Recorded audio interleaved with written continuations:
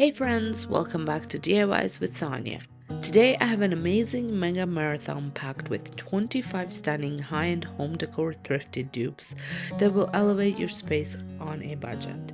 From Pottery Barn-inspired vases to designer furniture makeovers, I'll show you how to transform thrift store finds into expensive looking decor without the hefty price tag. If you love DIY home decor, budget friendly makeovers, and thrift flips, then grab a coffee and get cozy. This is a must watch. Let's jump into these high end DIY dupes.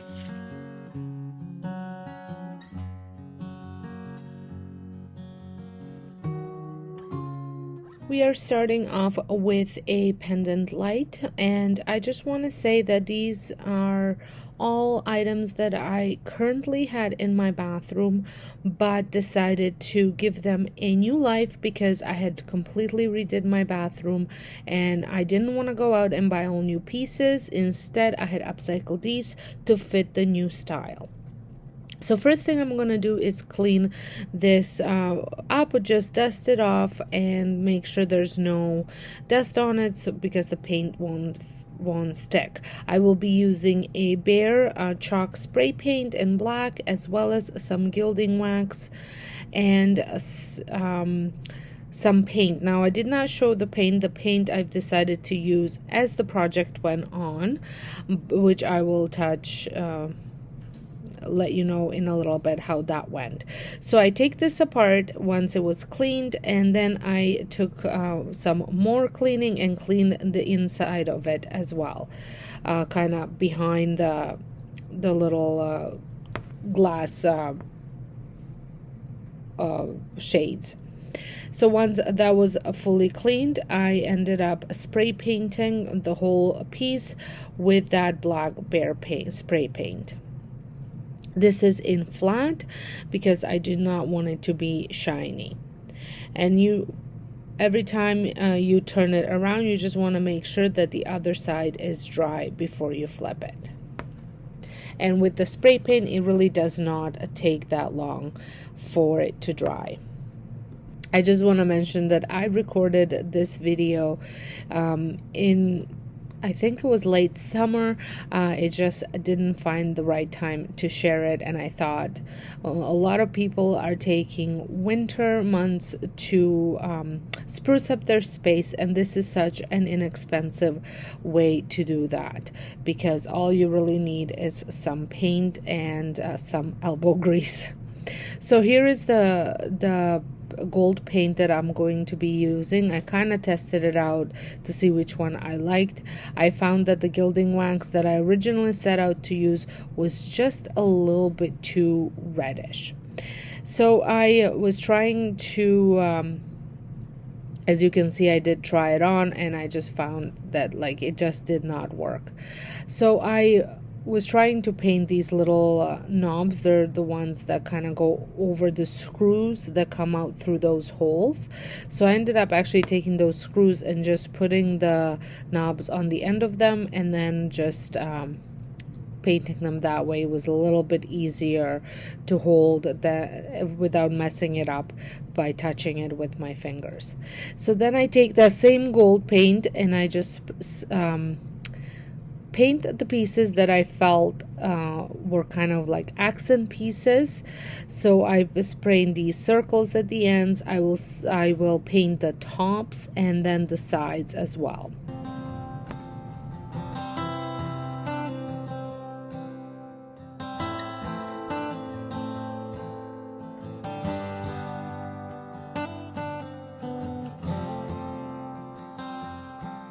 I'm not hiding anything. I think you know me too well. I'm always coming up short on words. You should know that. If you're stopping by my channel for the very first time, welcome. Here on this channel I share tons of home decor DIYs as well as thrift store flips and Dollar Tree seasonal decor DIY. So if this is something that interests you, I hope you consider subscribing, pressing the notification bell so you don't miss out any of my future uploads. And those of you returning, thank you so very much. And if this is the first video you're watching for this year, well, I just want to say Happy New Year, and I hope your year is to a fantastic start. Now we've been down this road, so I'm not sure what you think you heard.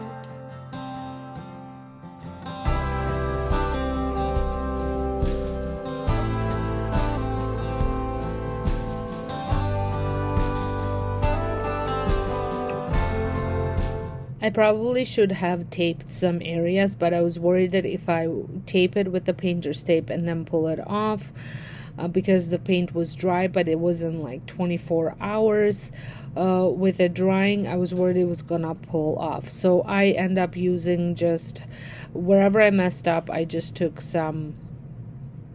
a paper towel, blocked the area off, and just added a little bit more spray paint. You could also spray paint a little bit of paint into the lid and then just go with a paintbrush to touch it up. I will let you walk away if my eyes can't convince you that I'm still in love since you first took my hand on that sweet summer night.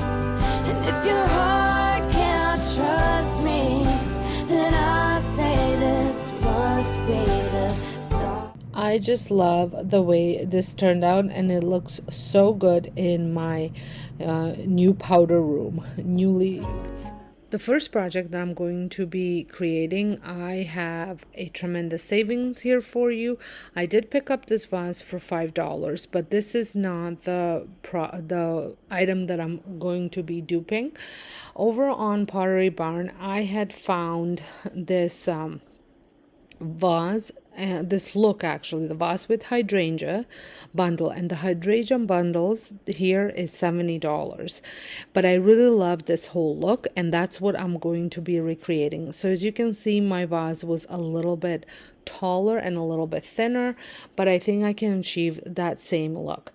Now for the hydrangea flowers, I did get mine out of the garden, and if you let your hydrangeas dry in a vase, they will get that dusty green look to them a little bit, and they do last for quite a while just sitting in a vase with no water or anything like that. But I did look over on Amazon, as well as I've seen a couple of the one Temu had a few for a lot less than just than $70. I think the most expensive one was on Amazon Canada for about a 40, but you get a much larger bundle.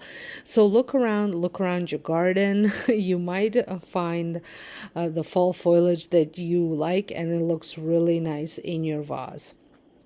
So to get this vase painted, I am going to be, so as you saw, I mixed white and creamy color paint. This is chalk paint, so it's a lot thicker. I was going to add flour to it to make it even more thicker, but my cream colored old ochre chalk paint was pretty dry, so it was actually quite thick, as you can see.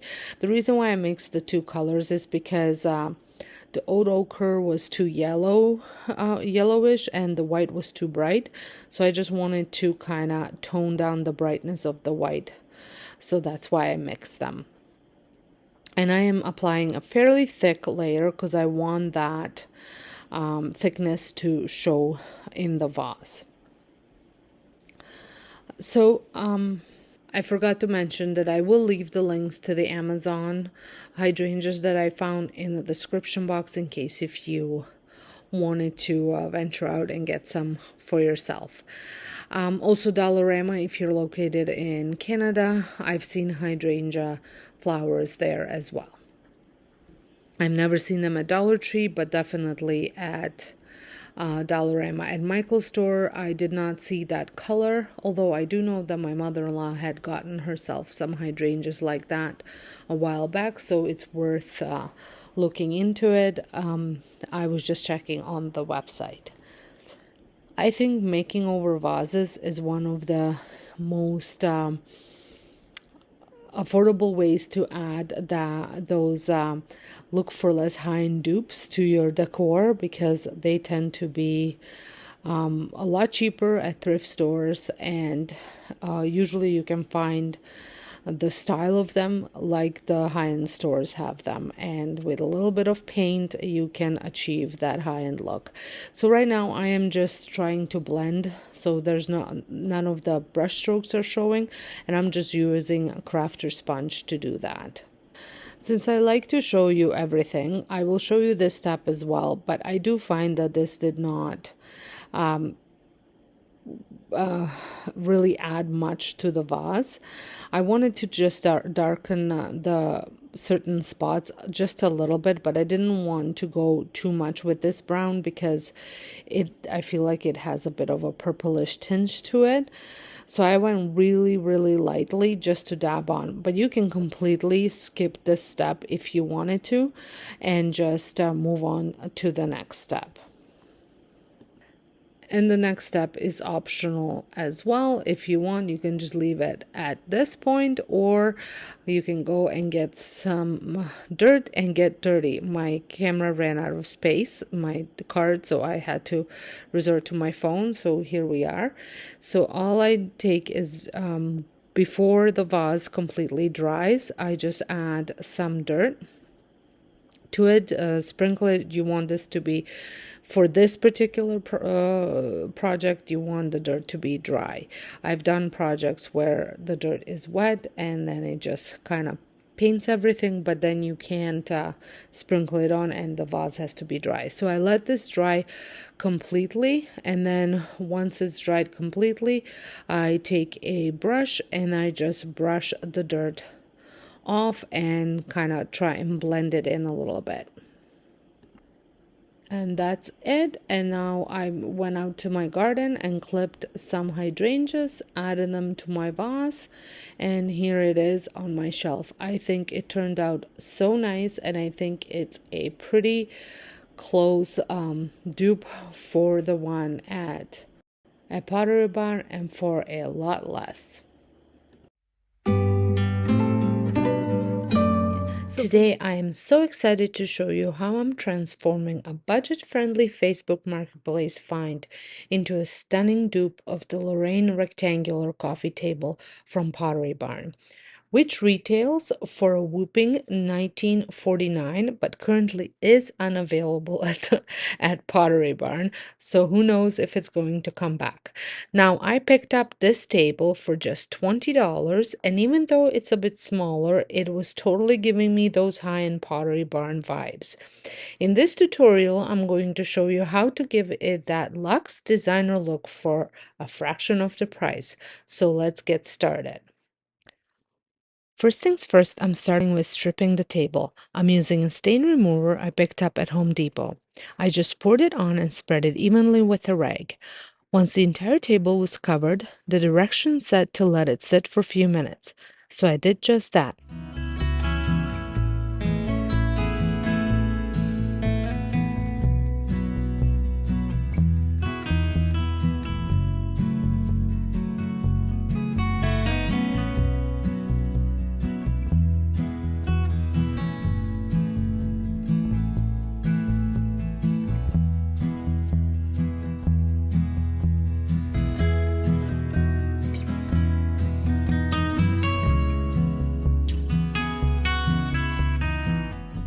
Then I went in with a scraper and removed as much of the finish as possible. Make sure to wear protection for your hands, eyes, and even a mask during the whole project. Safety first. I'll admit I was on and off with the protective gear, but it's important to stay safe.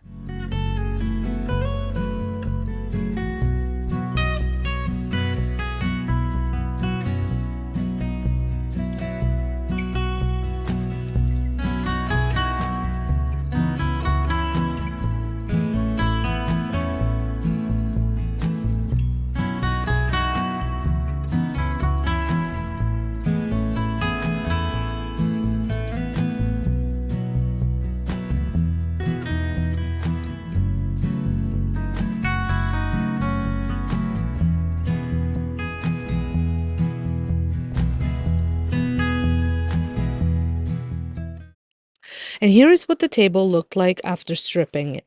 It did an okay job, but now it's time for some sanding.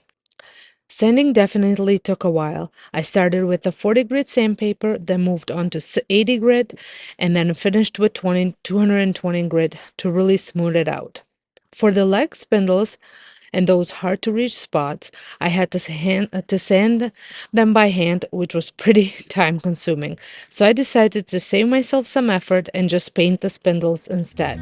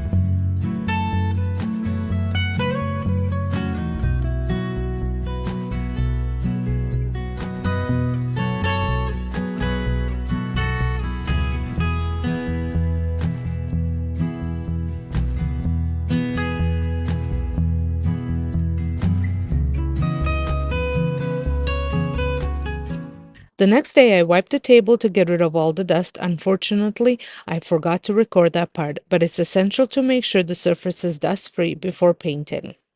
Once it was prepped, I mixed any Sloan Old Ochre paint with water, using 2 parts water to 1 part paint, and did a light whitewash on the table's top and bottom. I used a simple dollar store paintbrush to apply it, then wiped it off with the rag and to get that soft, worn look. For the spindles, I painted them fully without watering down the paint, which made things a lot easier.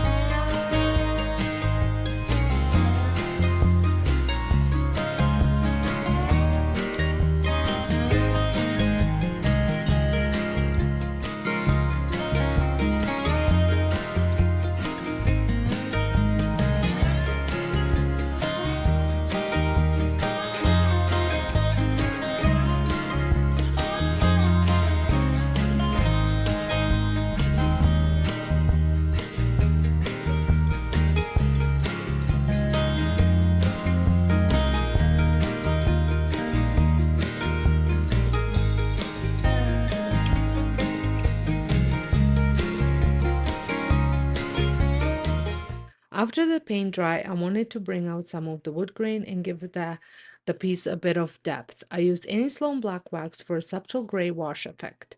Now, this isn't a finishing wax, it's more of an antiquing wax. You could also do a gray wash with paint like I did earlier, or even try a coffee wash I saw in another tutorial. It all depends on the final look you want.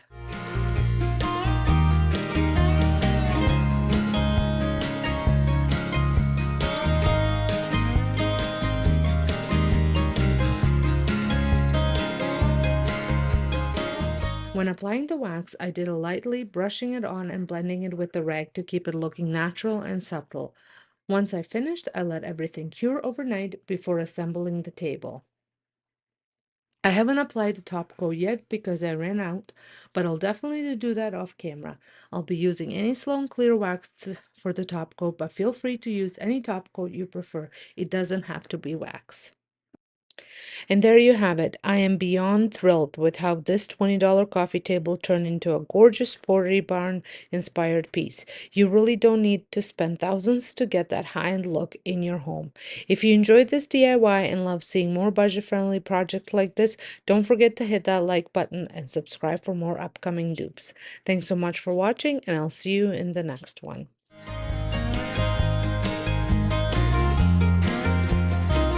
For my next DIY, I am using a thrifted vase. I picked this up a long time ago. I've been using it around the house decorating, but I was just finding that the clear glass wasn't really working for me.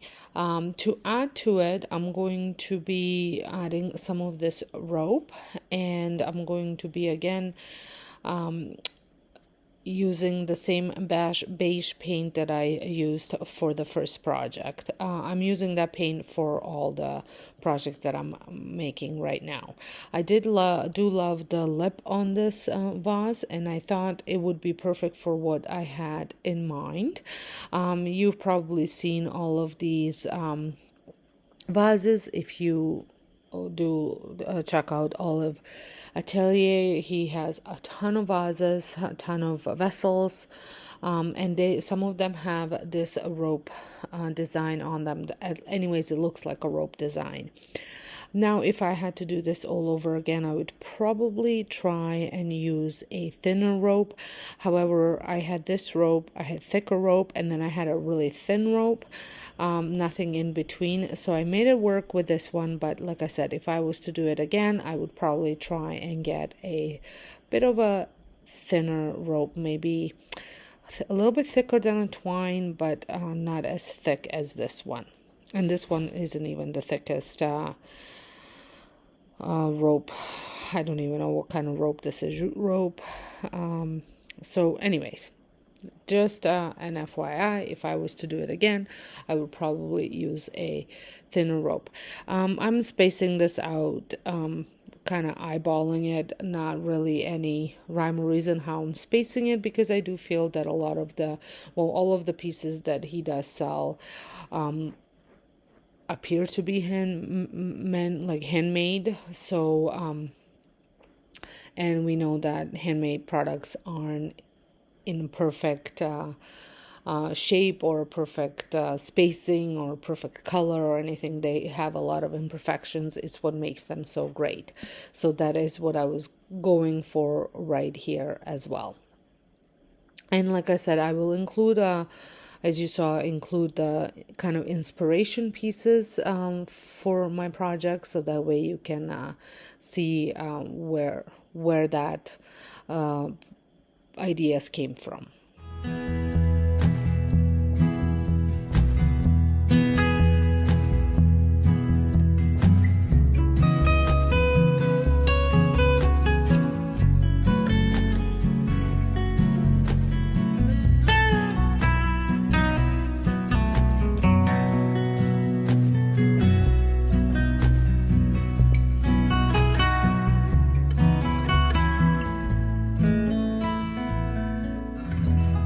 So once I added all the rope that I intended to add, I proceeded to painting this piece.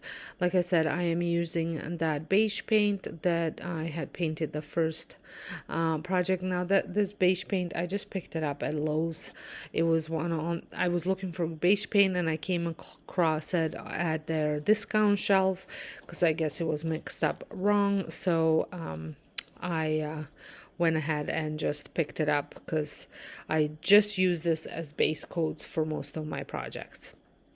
And the brush is just a normal brush that you would buy at Lowe's, nothing special.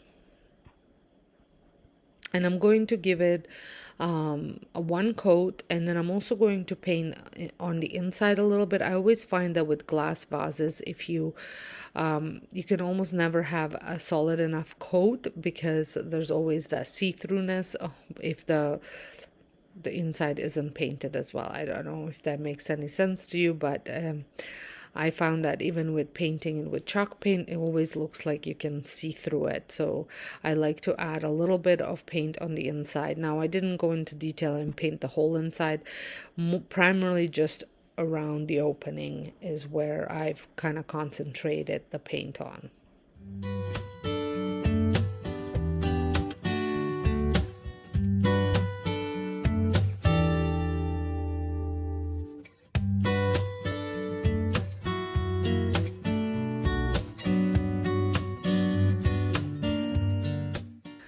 So once I finished painting it, I did let it dry completely before I went ahead with the next step. And for the next step, I am going to use some dirt and a paint in kind of a sage color. The paint in sage color will be just to add a little bit of kind of like a mossy green look to it, because I do find that a lot of these vessels, when you find them, they almost look like they have a little bit of that mossiness on them, especially the ones that some of the ones that he has in his store. So I wanted to kind of recreate that look. So all I'm doing is adding dirt and rubbing the dirt on it. Now, I did not want to do this when it was completely wet because I was worried that the paint was going to just come right off. It was coming a little bit off anyways, just from rubbing, but I was worried that if it was completely wet, that it would have came off. So this gives it I think when you do it with a wet paint and you add the dirt and you let it dry, it's a lot darker look, where I was going just more of a dirty look here.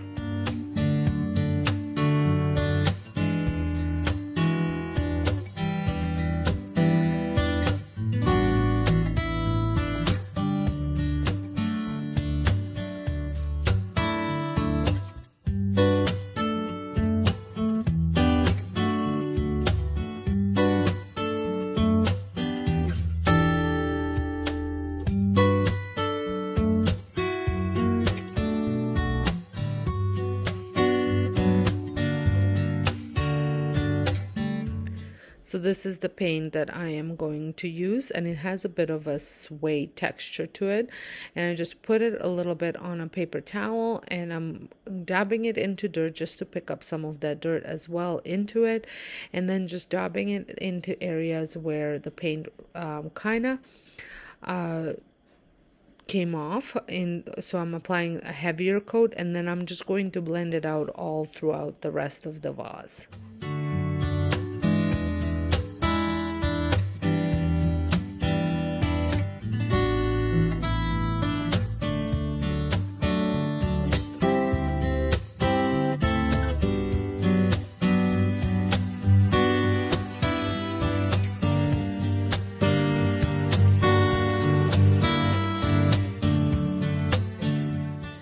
So here it is, and I'm going to show you how I am styling it. I think this will go really well with the rest of my decor. So I have decided to use the Bristol brush for this, and I'm going to take my price tags off.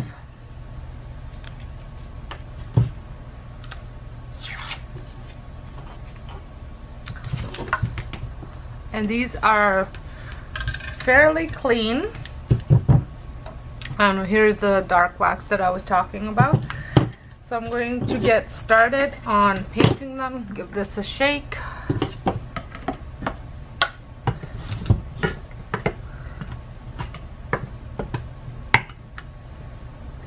So here is the paint. I think it's very pretty.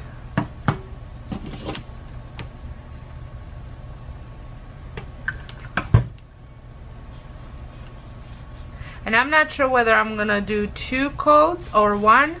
I will see once I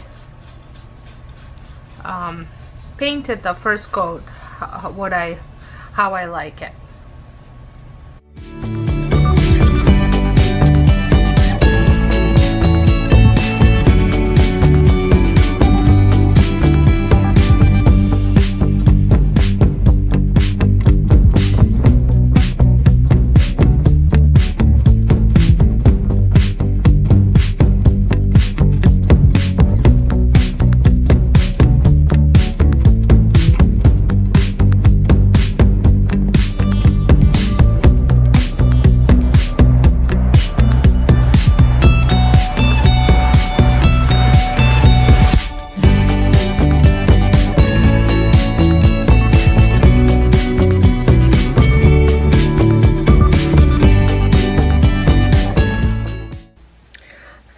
applied 2 coats, and now I'm going to put some of this dark wax on it.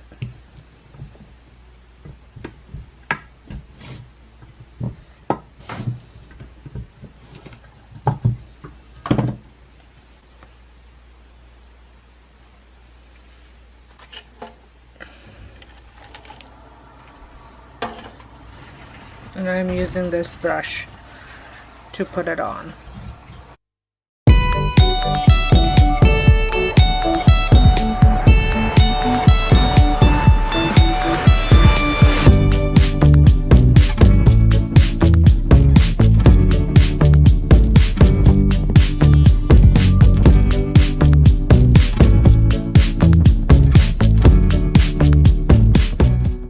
And I'm using these reusable wipes to wipe it off.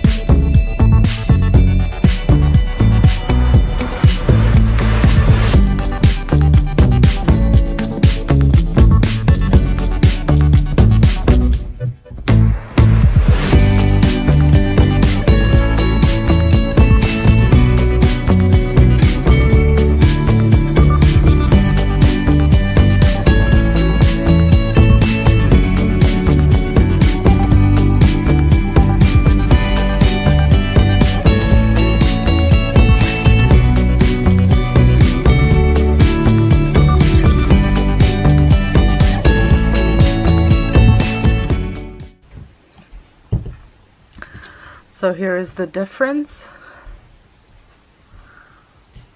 I really like the way the dark wax accented the piece. I'm going to repeat the same process for this one.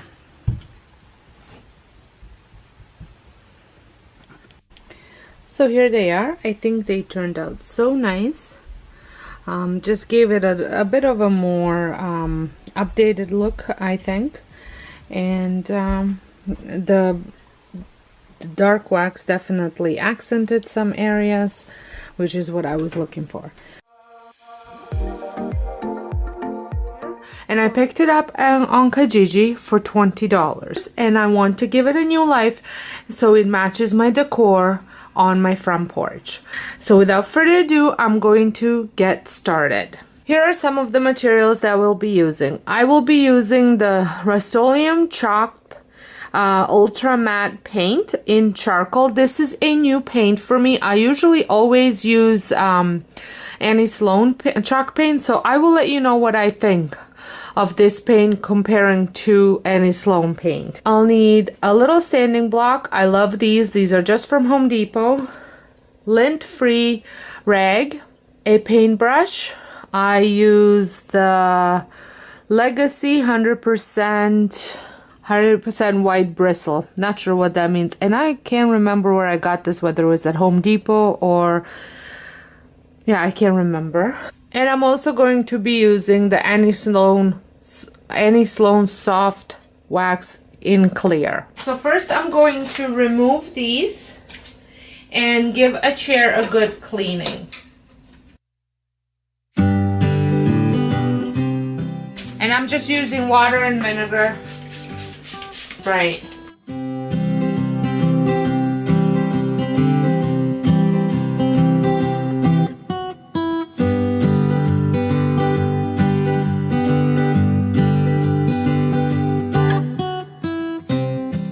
Now I'm going to sand it down anywhere, just in case if there's stuff stuck to it.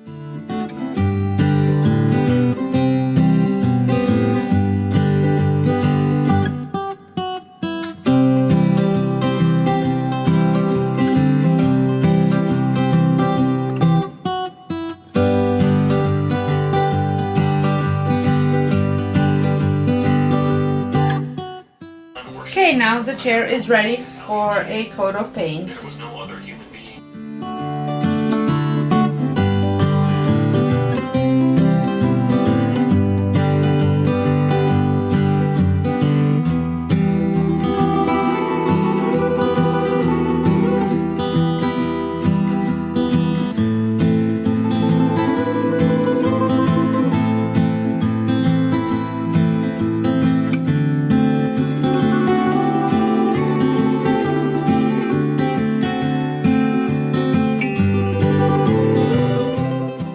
So for the bottom, I'm just going to wet my paintbrush well and apply the paint that way.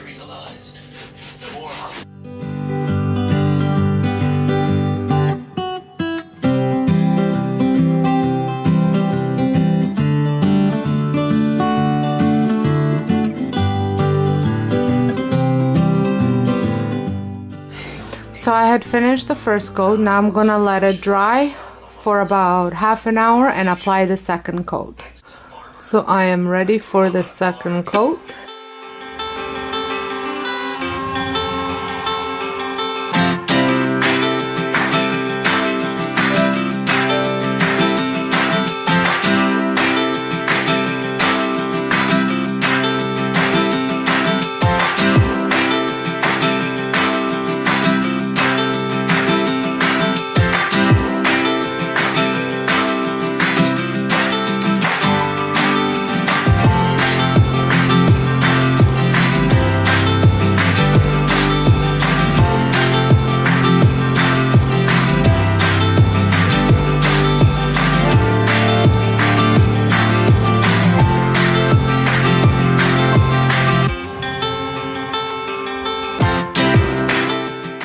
So the second coat has been applied. I'm going to let it dry and then I'm going to distress it a little bit and wax.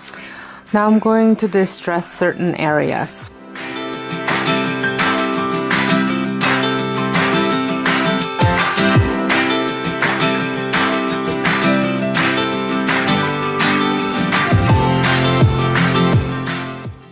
So I didn't want to go too much, just certain areas where the paint would rub off with wear and tear type of thing.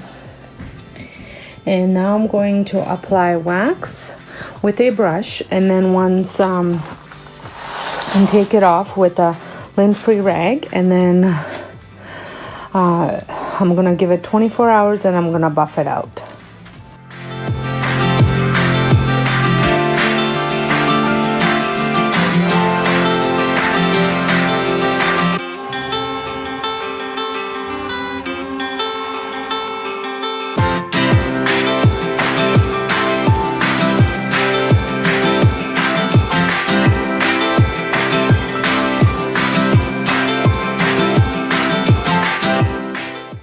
So here it is, all finished. I think it turned out really nice. My husband says it's not a keeper. I say it is definitely a keeper. We'll see who wins. I need to buy new pots. But just so you can see the detailing. I roughed it up in certain areas and I think it just turned out absolutely gone. Is this pot, and I got this last year during the thrift store's garden center in spring when they opened it, and they had this, and my intentions were to put some lavender in it. However, never got around to doing it last summer, and it's been sitting on my shelf. And I absolutely love the little detail that it has on top and on the bottom. And I really wanted to kind of bring that out a little bit more than what it was showing here. Originally, I was going to do something different with it. Then I was going to leave it as is because it wasn't a bad color, but it was just when I tried using it in my decor, I couldn't make it work with anything that was in my house. So off on a shelf we went until I figured out what I was going to make with it. This shape is not necessarily like any shape that I saw on the website, but it is the finish is very similar to some of the flower pots or pots, urns that he had in his store, so I went with that. Now, right now at on the website, you can't actually see any of the products because I guess they open it up at shopping at certain times. So I just searched up shopping videos on YouTube and or Instagram. Anybody that had tagged the product, I would search it up. So that's how I came across some of the items that had given me the inspiration. So as you can see, I am painting this again with that same beige paint. I did use the paint that I painted the first DIY with, and I just added, so there was some flour in it, and I added a little bit more paint, so it wasn't as thick as the bowl, but it was still had a little bit of texture to it. And it's just nice when I go in with the next paint, it will pick up some of that texture and kind of bring it out more, and that is what I wanted here. Now again, I will let this piece partially dry before I move on to adding more paint to it. Now again, with the next paint, it will be pretty much the same combination of paint as the other one, but I am using paper towel instead of the sponge, and you will see how different that will make it because it's just different blending technique, and I'm focusing more on certain color versus the other color, whereas over there I went more with black and a little less brown, whereas here I'm going to go more with the ice cappuccino, then the black, and then also adding the white.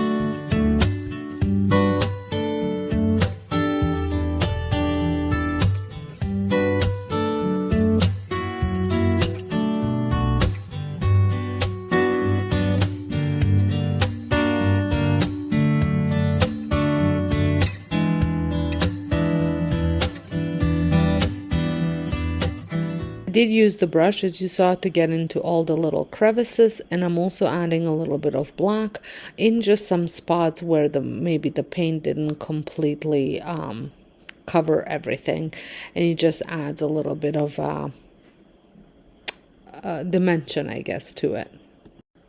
And I love the way this turned out. I love all the paint combinations on there. Like I said, again, blend, blend, blend, and paper towel is a great tool to use for that.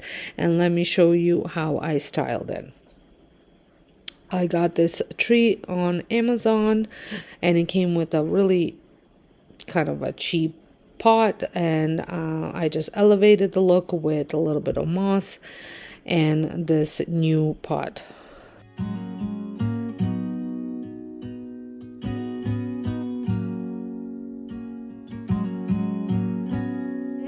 I will be transforming or upcycling or restoring, not necessarily restoring, but upcycling this pedestal table. I had picked it up at a local Value Village for $8, which I thought was a great deal. It is very heavy, solid wood piece, but I really don't like the orangish brown color that it's on, that it is now. So I will be painting it with chalk paint, and I will be using French linen chalk paint. And then, let's see if this is better. So French linen chalk paint, which I will paint the whole piece with, and then I will accent just a couple things with dark wax, and then I'm going to clear wax it. And the brush that I'm using, I can no longer find to link down below, so I have brushes that I've linked in my Amazon store that are good, just as good as this one. So make sure you go, if you're interested, check out my Amazon store under chalk painting supplies, and I will have the Annie Sloan chalk paint linked in a separate link. So the first thing that I'm gonna do, because there is no sanding required, and I checked the piece, it doesn't have any obvious things that need to be smoothed out, I will just give it a good cleaning. But depending on how that sticker right there is, I might sand that down, but I'm hoping that a damp cloth will clean it up. So that's the first thing you want to do. You want to make sure your piece is clean of anything on it. If you have to, you might want to give it just a light sanding if there's sticky stuff on it to take it off. But other than that, you're good to start painting. So that is what I'm gonna do. I'm gonna clean it first, and then I'm gonna start painting. And I will most likely be applying 2 coats.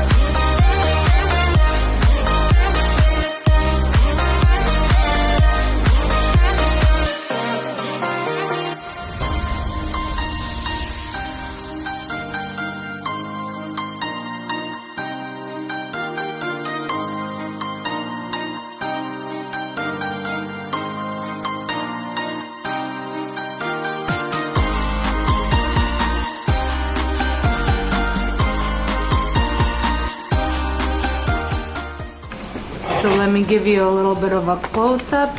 This will need about 2 to 3 hours to dry before I apply a second coat.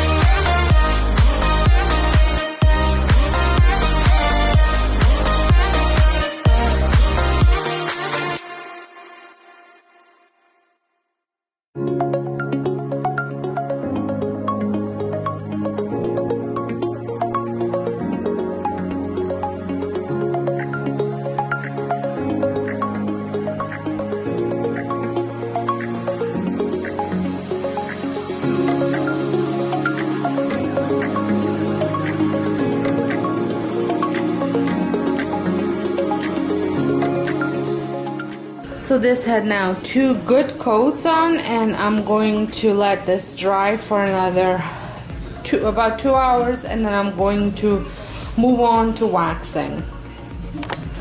So I'm going to start using the wax now, and I'm just using the dark Annie Sloan wax, and I'm going to put it in just into these little crevices and the little designs, and as well at the bottom here, just to accent those a little bit more.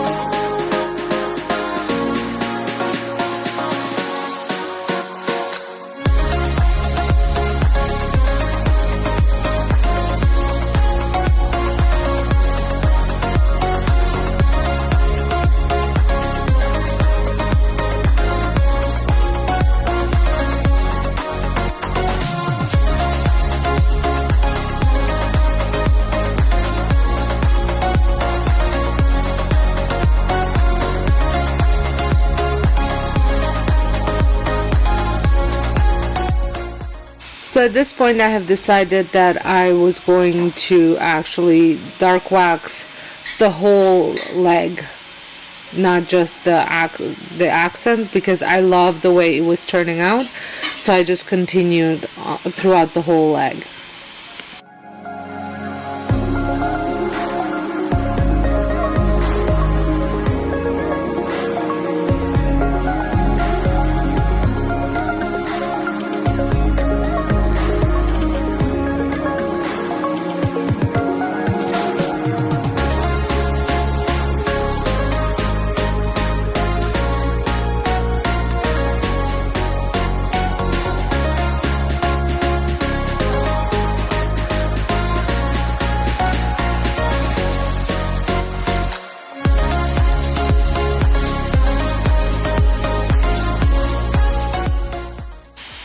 I absolutely love the way the legs and the bottom turned out of the table, and I was contemplating whether I should do the same for the top, and actually did decide to wax the top as well.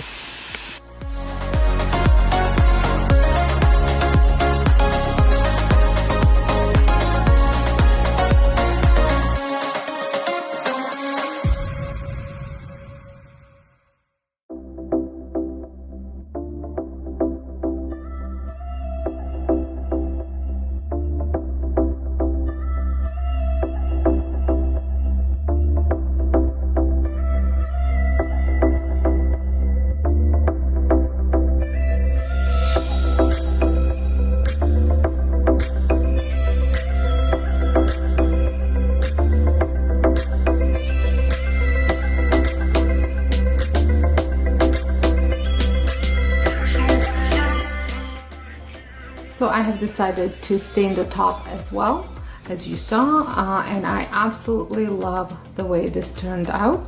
I will be adding the clear wax once this dark wax had time to cure a little bit, just maybe hour or so.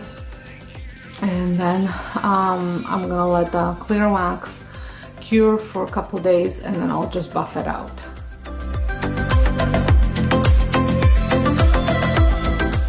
So if you would like to see how I apply clear wax, I will have all of my videos linked down below. You can check it out so I don't repeat myself. But clear wax is important to apply because it is a protective layer. So it's like almost like sealer, and I use it on all my furniture that I redo, and it does make the furniture last and protects it for a lot longer. I can't stop looking at my dog. He's making me laugh, so it's hard to concentrate when he's laying like that right there. So for this first project, I'm going to be actually recreating a look, and I'm going to be using this picture that my friend gave me, but she thrifted it for $6. And the look that I'm going to be recreating is from a Pottery Barn. I love the color of this vase, as well as those aspen tree branches. Now, as you can see, the tree branches are on sale for $45, but the vase is $212. So a little out of my price range. Well, not just a little out of my price range, a lot out of my price range, but I figured I could probably achieve the look with a little bit of creativity. So I'm going to start off by painting this picture. I originally was going to use acrylic paint, but the shiny surface, I would have had to apply maybe a Mod Podge or something first, or so I've decided, after I saw that it wasn't really working, I've decided to just go ahead and paint it with some chalk paint. And I also added a little bit of flour to the chalk paint to thicken it even more, to give it that almost like stone look project. So I'm going to give this one coat first. I'm going to let this coat completely dry. As you can see, it is covering it, but it's still some of the stuff is showing through, so you'll definitely need one more coat after this one. So it's all painted, just adding finishing touches, and I did add a little bit of paint on the inside, especially the part that's going to be showing. So I'm going to let this dry so it had time to dry, and now I'm going to add another coat of this chalk paint, and then I'm going to do another technique on it while it's still wet. I absolutely love doing any type of vase or pitcher, even like bottles, and make them over. I love doing makeovers, because I think these items can be so expensive, and sometimes you can get similar look, sometimes even the same look, for fraction of the price. You can find lots of different types of vases at thrift stores. Even dollar stores carry interesting styles of vases. I had a lot of success this year at garage sales, and it's just such an easy way to add high-end look to your decor. And with a little bit of paint, maybe a little bit of flour, a little bit of dirt, and you can create beautiful, beautiful pieces. So once it's painted, I'm going to add some to the same tray where I had my chalk paint, some chocolate brown acrylic paint, as well as some black acrylic paint. And then I'm going to use my crafting sponge that's wet, and I'm going to just mix the paint, kind of dab it on all the paints that are in there, and go over the whole vase with this sponge, almost like blending all the colors on it. I did a similar project a couple weeks ago on a smaller vase, but it's just amazing to see how similar techniques give you such different results and looks. So I'm going to just randomly cover the vase with this paint.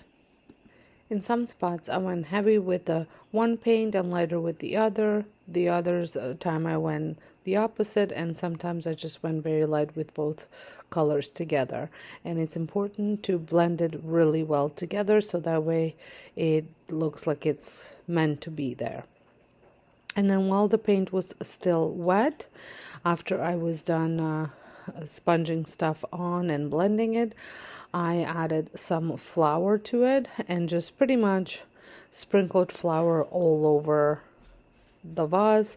It's okay if some areas you put more and some areas you put less, because you're going to be dusting the flour off once the piece is completely dry. I feel like the flour blends the color even more together, kind of ties everything in, and it gives it that stone aged look. So once it was completely dry, I just took a stippling brush, a brand new one, and just brushed all, well, most of the flour off. There was some stuff that stayed, and then I just took a rag and tried to rub a little bit off. You don't want to completely take it off, but you don't want big clumps because it will be falling off on your furniture while you're using it for decorating. And here is what the vase looks like, or the picture looks like, or completed with the branches in it. And here is to remind you what I was trying to recreate. So this would have cost me over $300 if I was to buy it as is on this picture, but mine came in under $10 with all the supplies that I used. Today I am upcycling this beautiful piece that I picked up off of Facebook Marketplace. I got it for $50. There are a few things that need to be fixed up, like the top is a little bit loose, and then one of the drawers is a little bit, one of the doors is a little bit loose, so it just needs to be tightened, and the top needs to be glued. But let me show you some of the supplies that I will be using for upcycling. So I will be painting the whole piece with Annie Sloan in Athenian black, which is a real black color, and I'm going to put a clear gloss lacquer on it, which is also by Annie Sloan. For the hardware, I will be trying the gilding wax from Annie Sloan. I have never used this before, so it will be a learn with me type of video and see how it, like, I watched tutorials and I've talked to the lady that sold me this, and it should be fairly easy. It is the last thing that you do put on, whether it's on furniture or anything, but it is the very last thing you put on. And then some of the other items that I'll need is my favorite chalk paint brush, and then just a foam brush for the lacquer, some sanding block, some rags for cleanup, and then some screwdrivers for the hardware. You will also need some wood glue and a brush for the gilding wax. So let's get started. So the first thing that I'm going to do is I'm going to glue the top that's loose, and I'm going to clean it first just on top and then glue it, so that way that can set while I work on the rest of the piece with cleaning and fixing it up. And because there's no visible spots on it for to clean off, I'm just using wet rag, and I just wetted it with water. I would also like to mention that this video is part of a open collaboration that I am co-hosting with Julia from the Mug Life DIY, and there will be a playlist in my description box that you can head on over after you are finished watching my video and check out everybody else that is participating in this collaboration. I will also have Julia's channel linked down below, so you can go ahead and check her out as well. I want this area to be completely dry before I put the wood glue on.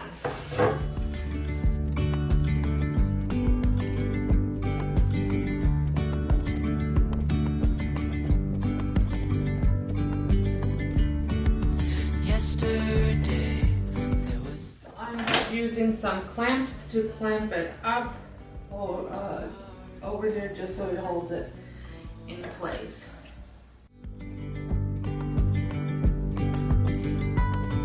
And now there's something in the air and a sparkly shimmer on our skin,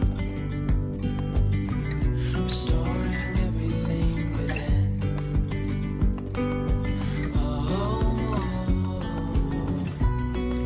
Dreamy, breezy we go.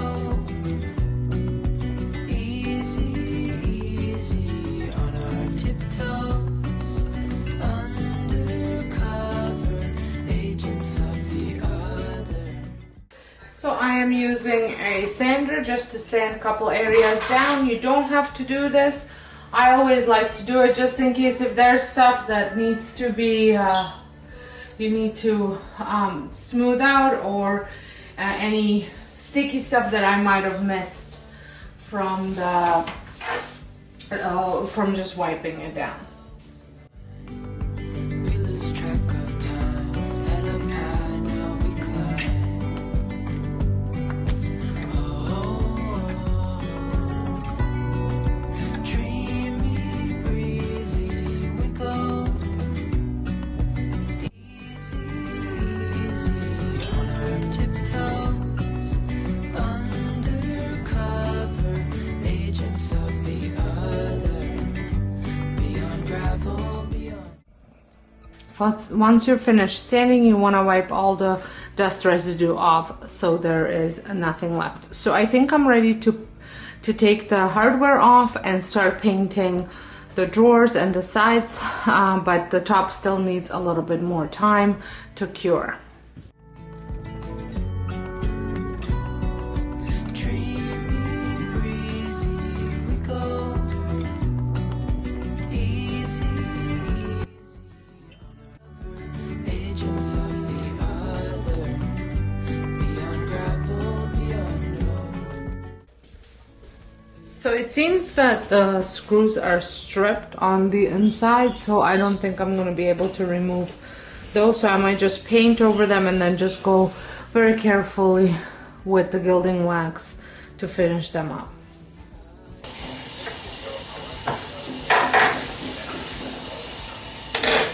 So just to show you what the paint looks like.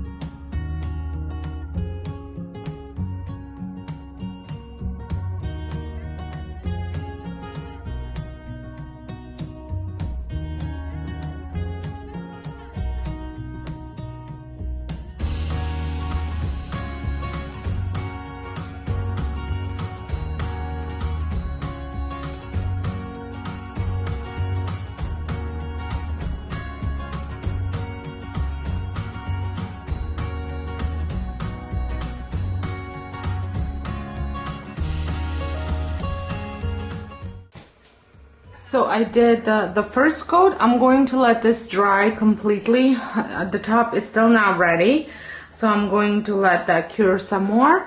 And while that's drying, because I'm going to be using the paintbrush again, I'm going to put it in a Ziploc bag.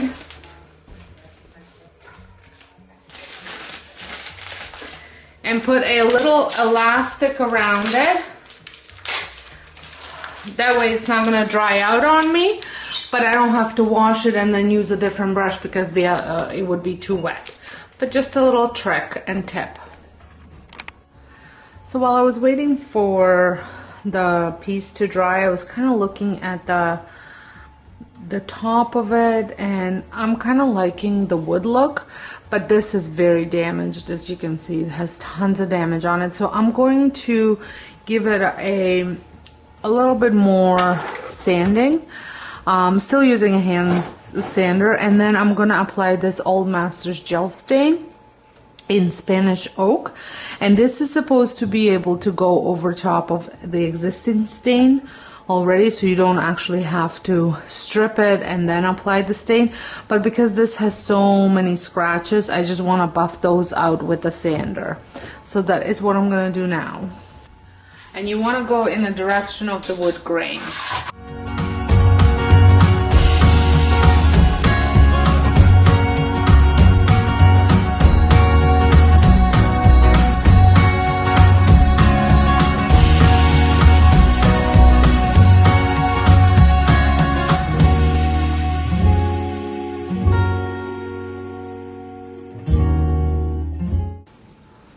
So while that's drying, I'm going to give a second light coat to the bottom part. There's just a couple areas that need some retouching. So now I'm going to start staining the top, and I'm using a rag to do so. And again, in the direction of the stain.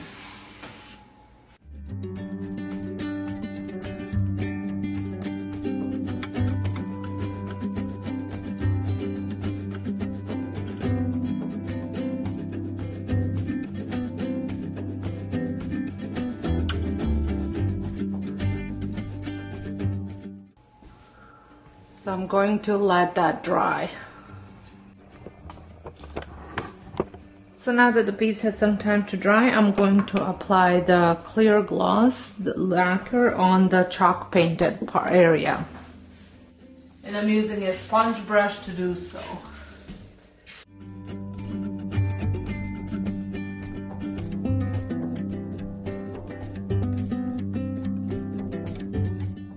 So for the gilding wax, I am doing the little, well, I'm gonna do more stuff, but I just wanted to show you with the little knobs. And here is the wax.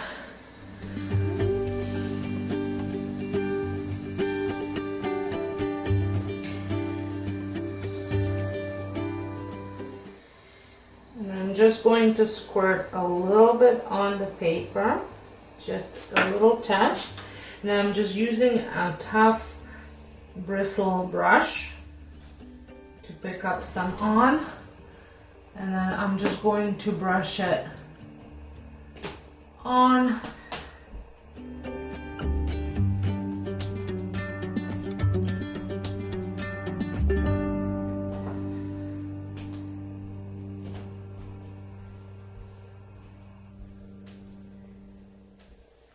And there.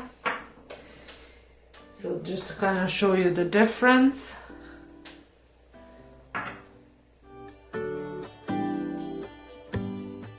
Give me a reason to get out of bed. I need a minute to think, or maybe two. 'Cause yesterday I lost control. Okay. Now I'm gonna move on to the furniture. While it's still drying, I'm gonna work on the knobs. It's gonna be okay, no matter come what may. I'm gonna set things straight. Tomorrow, I let my worries fade, let them sweep away. There'll be another day tomorrow. Just to show you a little close-up, I think that looks really, really nice. I did them all before, in every shade. There's a million ways to mess things up, and I need some time to figure out what to say and make our troubles figure out what to say and make our troubles disappear. Oh, tomorrow's near. It's gonna be okay, no matter come what may. I'm gonna set things straight tomorrow. Let all our worry. So I'm gonna go a little closer just so you can see. I'm going into little crevices just to accent them out. Drop it, please. So then I got a flatter brush.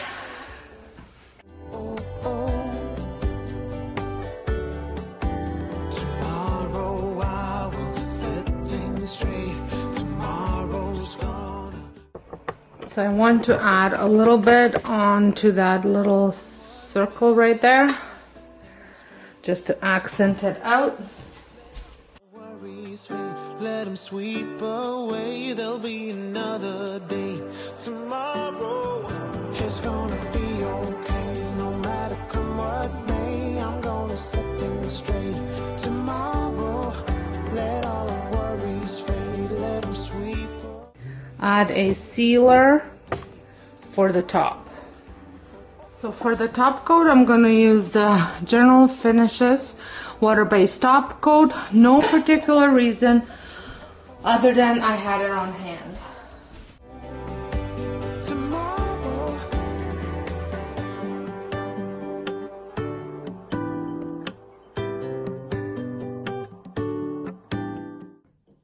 So here it is all finished, and let me tell you, I am absolutely in love with this piece and the way it turned out. I am pleased that I left the top with the stain and the gilding wax. I just love it, and I was extremely impressed how easy it was to use the gilding wax. I was a little bit scared to use it. It was my first time, but I love the way it turned out. And let me know what you think, if you enjoyed this type of a transformation, and if you have learned anything. For my next project, I'm going to be using this vase that I had thrifted for $5. I absolutely love the shape of it, and the inspiration for this project is going back to Olive Atelier again. And here is my inspiration. So my project cost me, my vase cost me $5. This one is $145, and I think the style of it is fairly similar, the shape, I mean. And I'm going to be using almost the same paints that I used previously, just because I kind of want to keep the same color palette for my vases, so that way I can pair them nicely together. So this pot is called Indo Pot Ringed, and on their website is $145. So mine, I am at, like I said, $5 plus some paint. Oh, and I'm also going to use a piece of rope that I'm going to be attaching with the hot glue gun, just to give it that ribbed effect that the other vase has. Now, the Nautical rope that I had was fairly thick, and I didn't want it that thick, but the other rope that I had was a little too thin, so I took the Nautical rope apart and used just one of the strands. Like I said, I'm using a hot glue gun to glue this on. And I'm not looking for perfection as far as the height goes. I think it did end up looking a little bit wonky, but that's okay. It's the imperfections that make these vases look absolutely stunning. So once it was all glued on and cured, which took no time at all, I took the same beige paint and I was going to put it on. Now, being that this is a clear vase, glass vase, the chalk paint alone wasn't enough, so I do end up mixing it with the flour, just to get a bit of more of a almost like a plaster texture, so that way when I'm going to be applying it, it will be very, very thick and chunky, which is what I was going for. And at the same time, it gave me the coverage that I was looking for. I have been loving decorating with vases in this last year or so, and I have been slowly adding more and more to my decor stash. However, I did lose two of them just this past season. I was one of them was a clay pot, and I got somehow water on it, and the bottom fell off. So here is the close-up of how chunky that paint actually looks. So as I was saying, and so I lost the bottom of that vase, so it became pretty useless. And I was okay with not having the bottom, because I don't typically put water in it anyways, just usually some fake florals, but it was very uneven, and I was trying to sand it to make it even, and it just wasn't working. And then the other one I dropped while I was trying to put it away. But I did come across a really good thrift store that carries lots and lots of different vases, and they are reasonably priced. I find that's a Goodwill. Their prices for vases are much better than our Value Village. Value Village, you're paying anywhere from like $7.99 and up, whereas I have found most of these vases for $5 and under. So a lot more reasonable, and the sizes are typically the same for the price difference. So as you saw, I did use some makeup applicator just to add a couple of the chunky parts of the paint on there, just because I was finding that the brush wasn't really getting them on there. So I'm going to allow this vase to dry completely before I move on to another step. So for my next step, I'm using thick black paint. I have thickened this black paint with a little bit of flour, and I just had it left over from a different project, so I was just dabbing that on, and I'm dabbing it on with a crafter's sponge that I have wetted, and then I'm going back into the same base coat paint and blending it in. I am not going to be using the brown and white paint for this project. I am also not covering the whole vase with the sponging technique. I am just doing it at random spots. That way it will make it a little bit different than the other one, and it'll give me the effect that I'm looking for, comparing to the inspiration piece, but it will still be very well matched with the other vase when I'm decorating. And here is how it turned out. I am obsessed with it. I absolutely love all the texture on it, and the fact that you can't even tell that that's an actual rope that's glued on there. And I love how it paired well with the little hay that's in there, the wheat. I keep calling it hay. And I love how it looks together with the other one on my fireplace. And if you want to check out any of my decorating videos, make sure you head on over to my home channel, which is linked down below. For my next project, I'm going to be making over these two vases. These actually belong to my mother-in-law, who has thrifted with the intention of getting me to make them over. I had finally gotten her to pick out what she wants to get done with them. So I'm going to give them a base coat just to have an even starting point.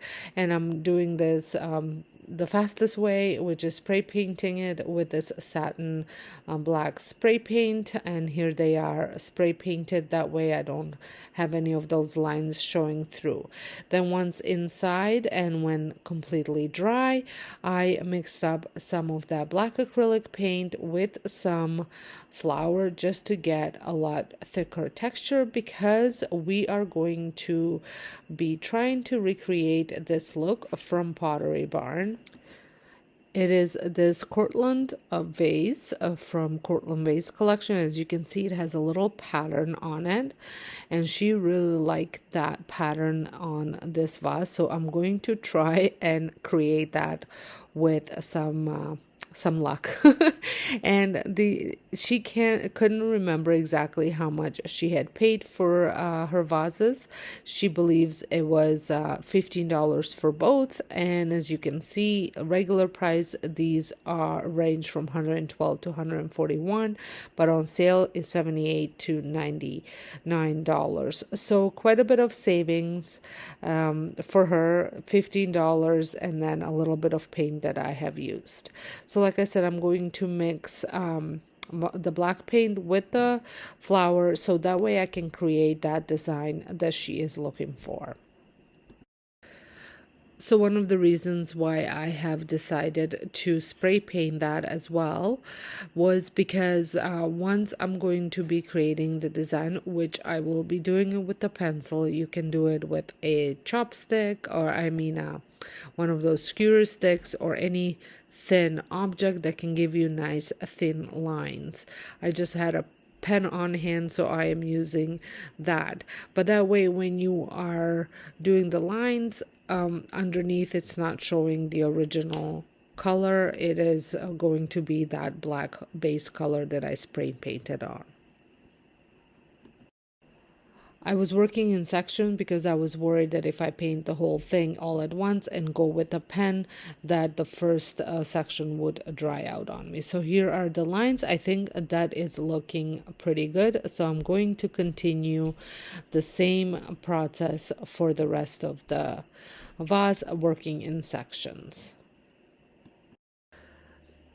So I am just finishing this here, and I will be doing the other one as well, the taller one, but I'm not going to bore you with the same process because it's exactly the same, but this way you can see how I did it for both of them.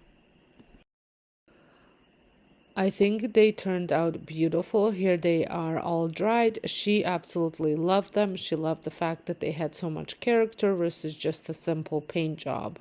I paired them with some Timu branches, and I think they are going to be great on her fireplace for her fall decor, since I had inspired her to decorate her home for fall. I'm going to be working on, you might know that this one, I just recently made this over, but with the way the direction that my decor went, it no longer goes with it. So I'm going to do a little bit of a makeover on this piece, and then I'm also going to make over the lamp, the base of the lamp, just to go again more with the new style. And I'm doing it outside, so it's a little bit noisy, so I'll probably switch to voiceover, but I just wanted to go over with what I need for each project. So for this one, I am going to be using some paint stripper or stain stripper, some mineral spirits. Then I'm going to use any Sloan Athenian black chalk paint, as well as a water-based top coat, high performance. You will need some gloves, some tape, a bag for taping over, scissors. I'm also going to use any Sloan warm gold gilding wax, something to scrape the stain off, which is I like using this, some, like I said, sanding stuff, a brush and gloves. I did that, and then some paper towel and a sponge brush to apply the sealant on top. So the first thing that I want to do for this piece is take the little knob off, a little handle off of the drawer, because I will be adding some gilding wax. And I just want to say my outfit today is on point. I have ruined so many pieces of clothing in this renovation that I am no longer allowing myself to wear anything decently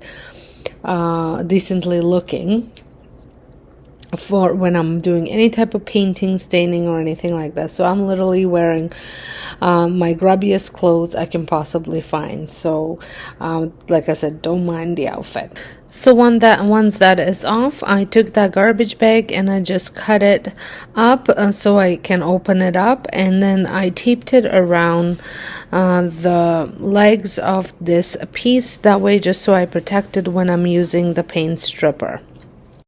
So now that everything is taped up, it is time to add some gloves and spread the paint stripper all over the part of the furniture that I'm going to be stripping. So I'm using just a paper towel just to spread it around, and I'm going to let it sit for just a little bit.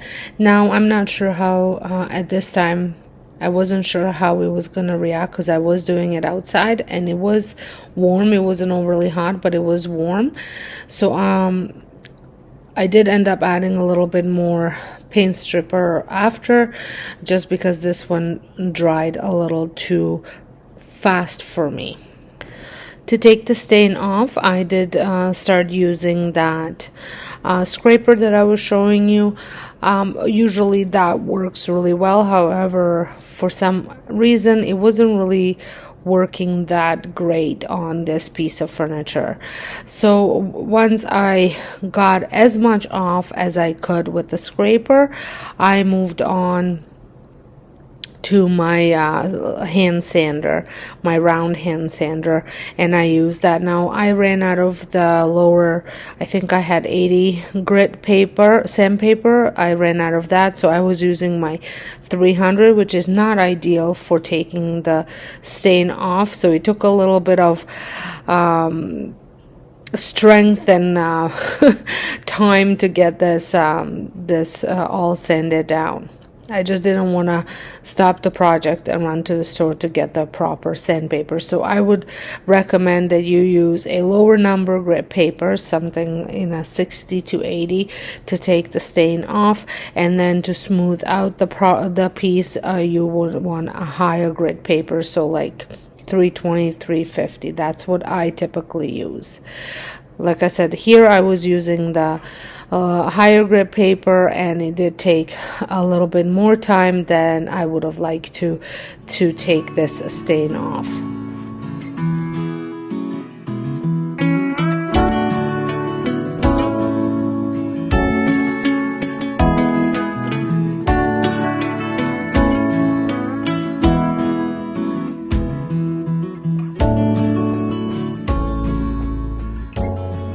Once I sanded everything with my power sander, I ended up getting into little nooks and crannies with just a sandpaper, just because it was a little bit easier to do this by hand than with the tool.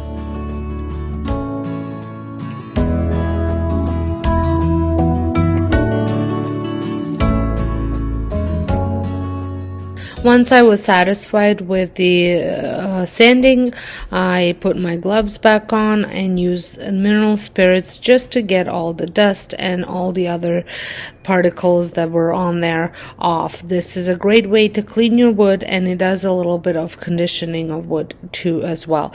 If you ever run out of, if you don't ever have a wood conditioner, a good wood conditioner is also equal amounts of mineral spirits and Warsol, and that will condition your wood as well, if that's something that you're looking to do. I don't typically condition my wood, but maybe I should. So while the top is drying from the mineral spirits, which didn't take long at all, I took the bag off, and I am going to paint all the blue parts and some of the wood parts as well that I decided not to sand down with my Annie Sloan Athenian black chalk paint. And I only did one solid coat of that on here.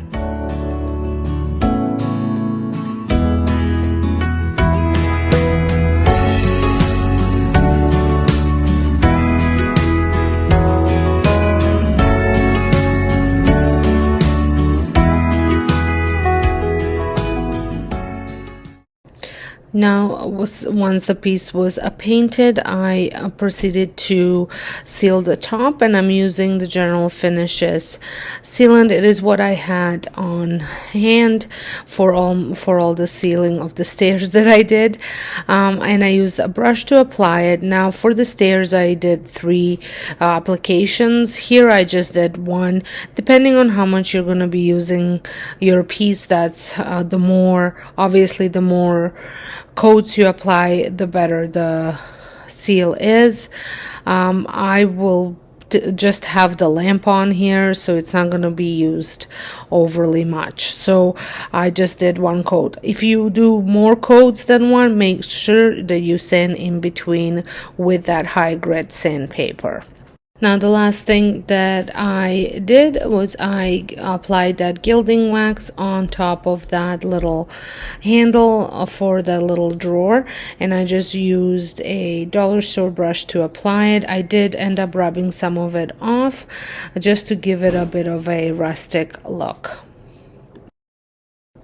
I do love how this piece turned out. I would love to know, if you watched my previous makeover of this piece, which one do you like better?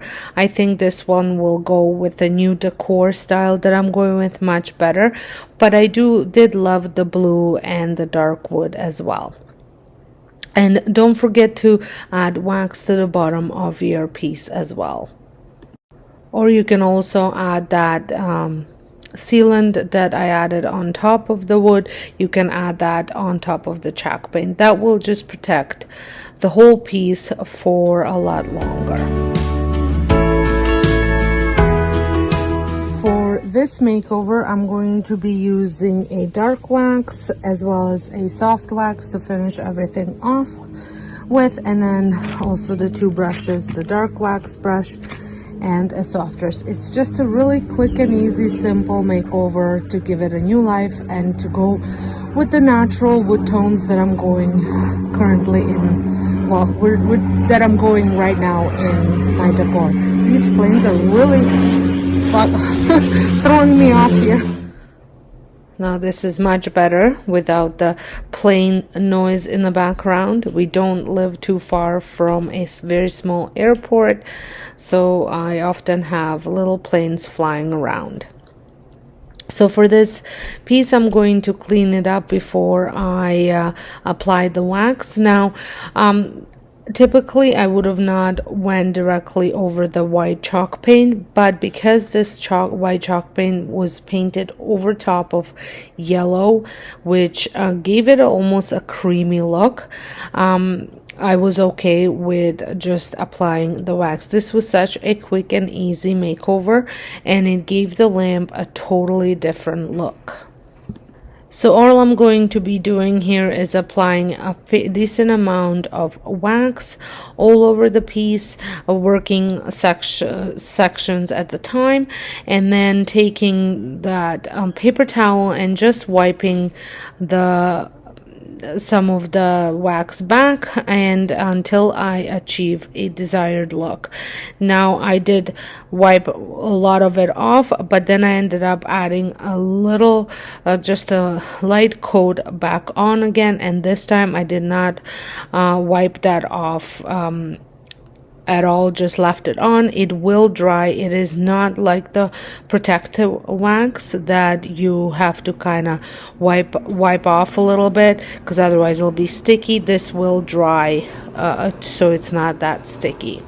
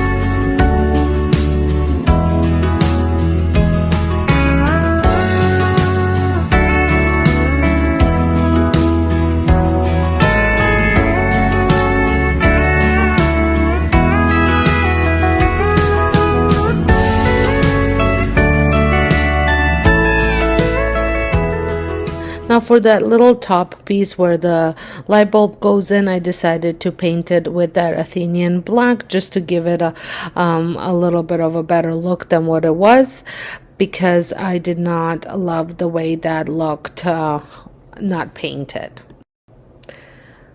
So I just love the way it turned out. I think it's going with that wood tone that I'm going to be using throughout my house really well. And because I'm doing a lot of wood tones in my house, I wanted to give this box a little bit of uplift too.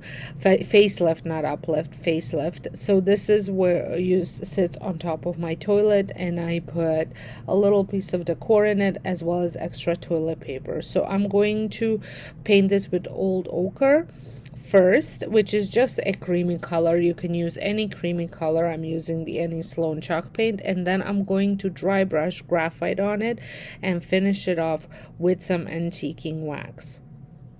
I had all of these supplies on hand because I was doing a different project a while back. I redid my front hallway table, which I can link in a description in a corner here for you to check out if you want to see how I did that. I pretty much used the same paints as I did now.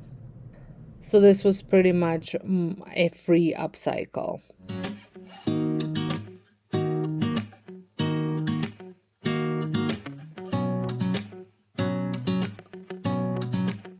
And because I was doing a lot of furniture painting and a lot of decor piece painting, I did purchase some new brushes.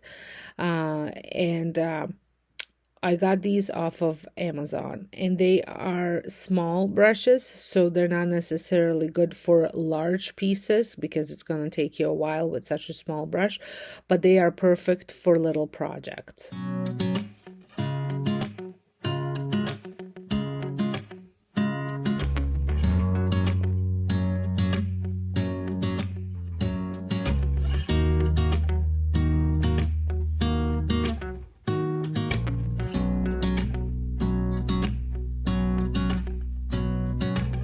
So once this paint had some time to dry, I took my graphite and just gently dry brushed it on. So dry brushing technique, if you're not familiar with it, is you take very little paint. As you can see, I don't have a lot of paint there.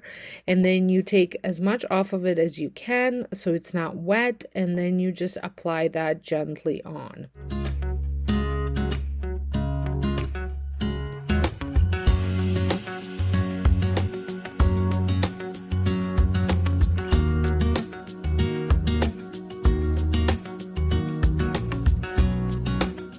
And you definitely don't want to cover the whole piece with it. Now I'm going to take my antiquing wax because the dry brushing doesn't take long to dry. And I'm going to use my Any Sloan wax paint, dark wax paintbrush, I mean.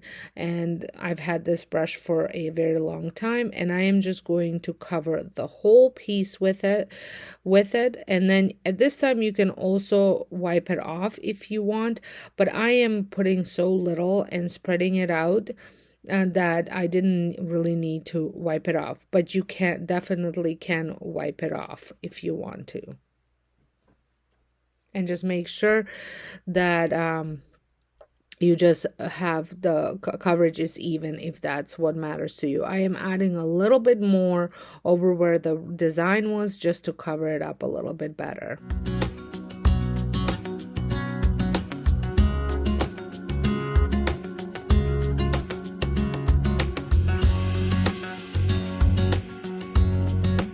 I am obsessed with this technique and I just love how this looks. It looks like it's now like old barn board. A thrifted vase. So this is not necessarily an Easter project or spring project, but I will be using this vase to decorate my home with some tulips, and I thought it was fitting because of the spring decor that I'm going to be using it in. So I'm going to give this vase a coat of this charcoal gray paint. It's a chalk paint. I love painting with chalk paint because it usually you only need one coat. I did need to mix mine up a little bit because it was some of it settled, so it was very watery. So once I gave it a good stir, I was able to paint this with one coat. I picked up this vase for, I think it was $3 at Value Village a while back, and I particularly liked it because it had the grooves on it. And what I wanted to do with this vase, when I was looking for a vase, I wanted it to have grooves because of what I was planning on doing with it. So once you have fully covered your piece, like I said, it took me one generous coat to get that accomplished. I will be adding some dirt. I have some dirt that I put in the house, I think at fall. So now it has had a chance to dry pretty good. When I was using it for one of my fall projects, it was quite wet. But this time it was dry. And I'm going to, while it's wet, cover the whole piece. And then I'm going to let it completely dry before I move on to the next step. This type of DIY, I've seen so many of them over on Instagram. I think more so than on YouTube, just myself.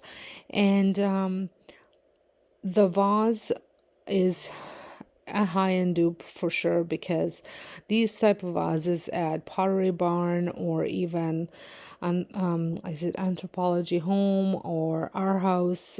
I don't know if Our House has them, but anyways, they are quite expensive, in hundreds of dollars, and mine was $3 and I had all the supplies. So once it had completely dried, I'm just taking a brand new clean brush and I am just brushing the vase completely, trying to get all that loose dirt off. I will also be taking a rag and just rubbing it off as well in some spots, just so it's rubbed off more in some spots, less in the other, just to give it a little bit of depth and definition, to give that rustic look. I love these type of makeovers. Like I said, I've made a couple of them, not necessarily with well, even with dirt, but I have made them with sand. I have made them with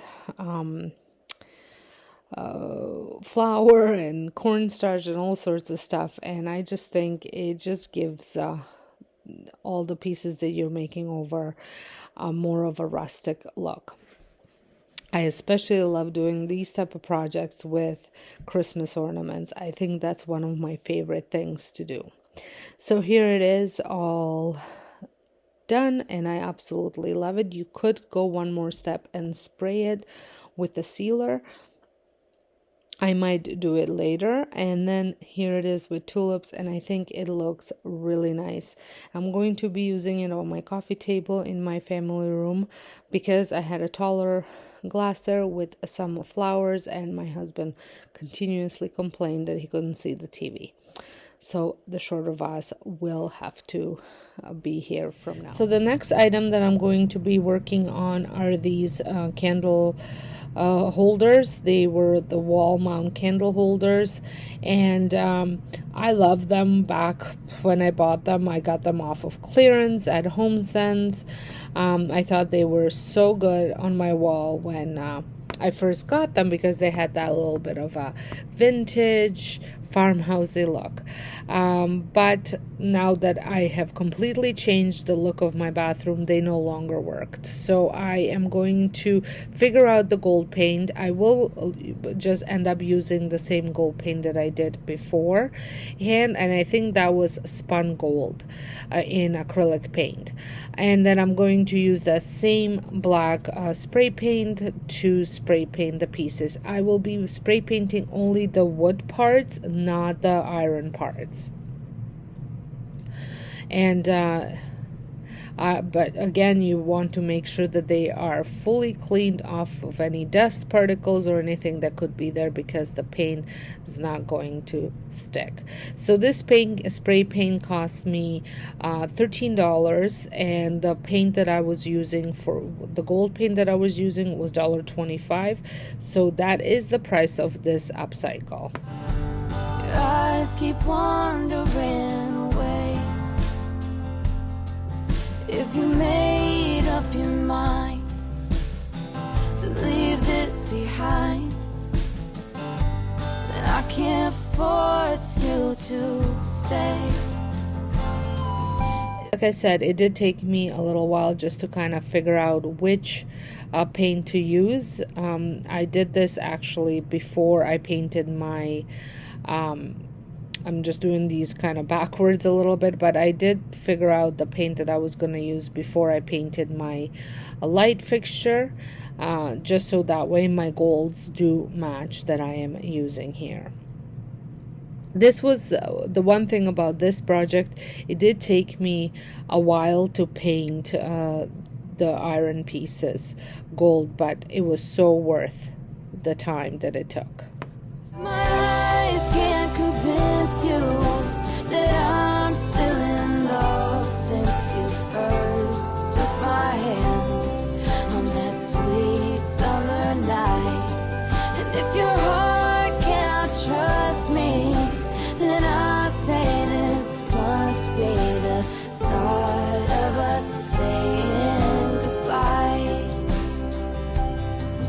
If my eyes can't convince you that I'm still in love since you first took my hand on that sweet summer night, and if your heart cannot trust me, then I say this must be the start of us saying goodbye. Start of us saying goodbye.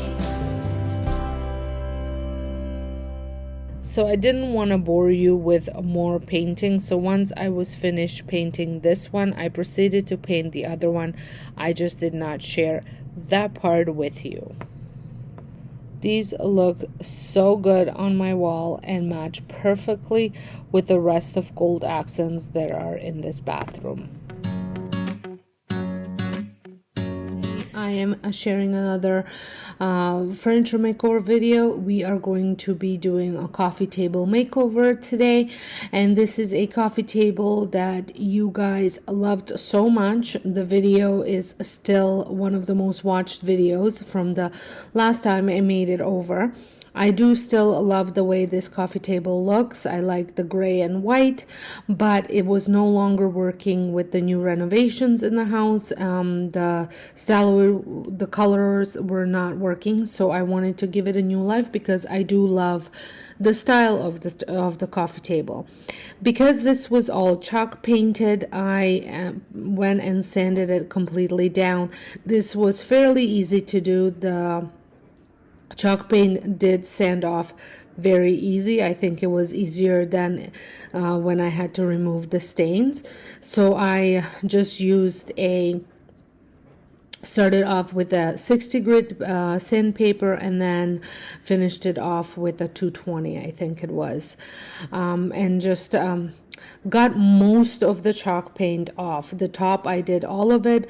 Around the legs, as you can see, there was a little bit left over. I took a leap of faith that the stain was gonna look good, and you wait till the end to see how it looks. I think it turned out fabulous. So I had moved up from the grass onto the patio. I had covered it. It's time to add my first stain. So here is what I'm using. It is Special Walnut by Verithane wood stain, and then I'm going to follow by white wax, so kind of give it a liming effect, and then follow it up with the dark wax. You also want some gloves and some rags. I did keep the furniture outside overnight. I kind of took a leap of faith that it's not going to get pooped on or peed on by someone who likes to pee on all of my furniture outside. And I knew it wasn't going to rain. At least that's what the Weather Network said. So I just left it outside. It's nice and dry.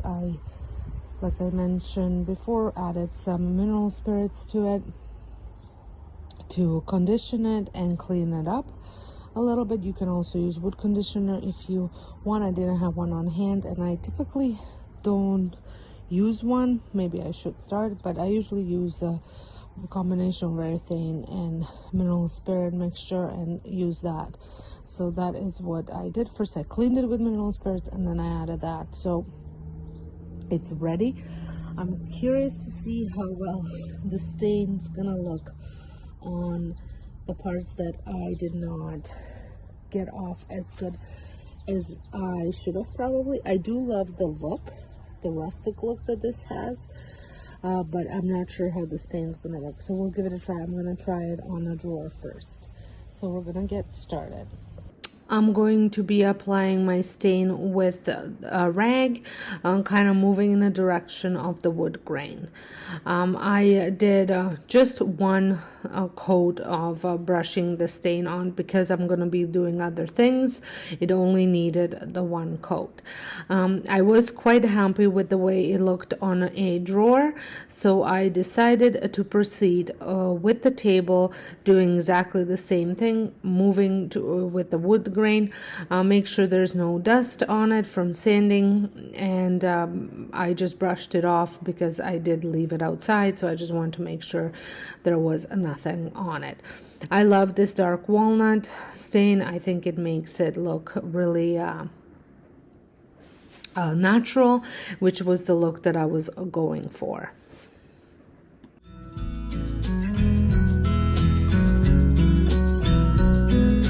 Thought in the wildest dream I'd see you again. Never dreamed about nothing else other than you. I always thought I'd be waiting in vain, but suddenly there you were. Never thought it'd be easy. The bottom of the table here is just I think it's just press board. It's not really wood or anything like that, so it was more coloring it than actually staining it. To feel you in my arms, but now we're here and I'm all in, and I wanna buy you, 'cause I can stay till the morning, or stay till the dawn, but just hold me now. I wanna be so much better whenever you're around. I wanna say. So as you can see, the stain wasn't actually going really staining the parts that still had a little bit of paint, which I knew it wasn't going to, but it did color it a little bit. It wasn't white anymore, and I liked the way that made it look. I think it just gave it a really rustic look. Then once the stain was completely dry, which did not take awfully long time, I went ahead and applied white wax. This is almost giving it a liming effect. You could also use liming wax if you don't have white wax. I think the look would be the same. So I went ahead, moving in the direction of the wood grain. I applied it with the brush, and then I took it off with the rag. And I did the whole piece the same way, the whole everywhere. Something clever to get in your mind, 'cause right now we're not together, and I lose my way then. So once it had time to dry a little bit, I went ahead with antiquing wax or dark wax by Annie Sloan. You can use any antiquing wax, and applied it the exact same way as the liming wax or the white wax. Whenever you're around, whenever you're around.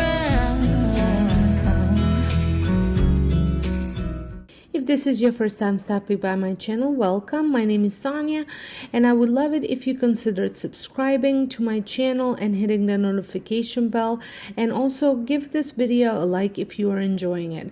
And if you have a friend that you think might enjoy this video, I would love it if you all shared it with your friends.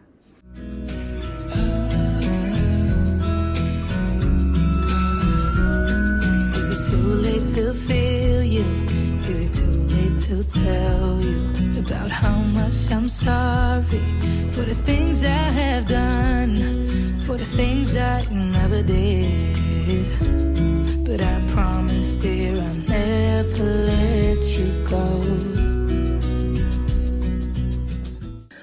Once I was finished with the wax and it had a little bit of time to dry, I went ahead and applied some chalk paint lacquer. You can also use wax at this time. I just find this is a little bit easier to use than wax, and I just poured it on and then used a sponge roller to roll the lacquer on.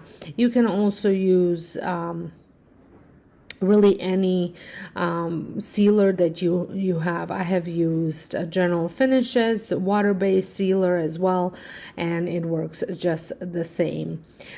This will protect the table. You probably want to do more than one coat for sure. I did 3 of these just because my coffee table does get used quite a bit, so I wanted to make sure the top, especially the top, was sealed well. So don't let go, get close to me. Oh, don't let go, get close to me. My body's waiting for you. I know your body's been waiting too. I wanna be so much better whenever you're around. I wanna say something clever to get in your mind. 'Cause right now we're not together and I lose my within. Oh, I feel so much better whenever you're around, whenever you're around. Yeah, yeah, whenever you're around, whenever you're around. So here it is, all sealed, and I did give it 2 days before I actually brought it back into the family room to be decorated or used. And here is how it looks. I am getting new couches as well, which are more of a sand color, and I think this is just going to tie everything together. Let me know what you think. My husband's not sold on this coffee table. I absolutely love the way it looks, but if you watch my other video, let me know which style of a makeover you liked better. A little bit. This is a perfect shape. It was exactly what I was looking for. I don't obviously love the sunflowers. At one point in my life, I would have loved the sunflowers, but I am way over that.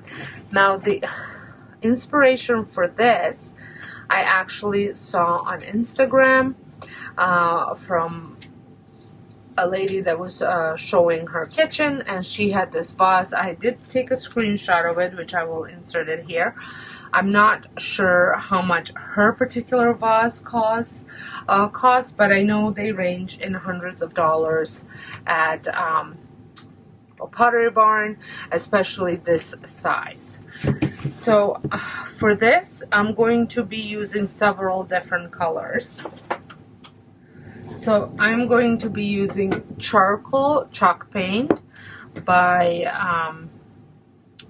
Rust-Oleum, Annie Sloan white wax.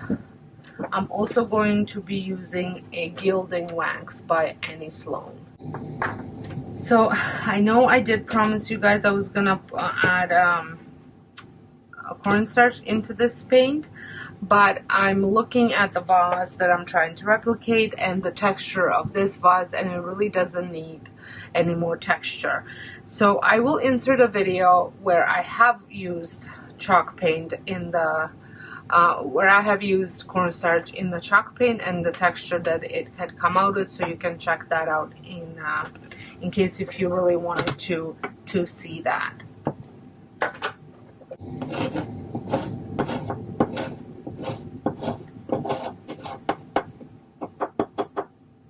I'm going to use my other paint for chalk brush, just because the other one is covered with green, and it's this one, and I did pick this one just on Amazon, and it was very inexpensive.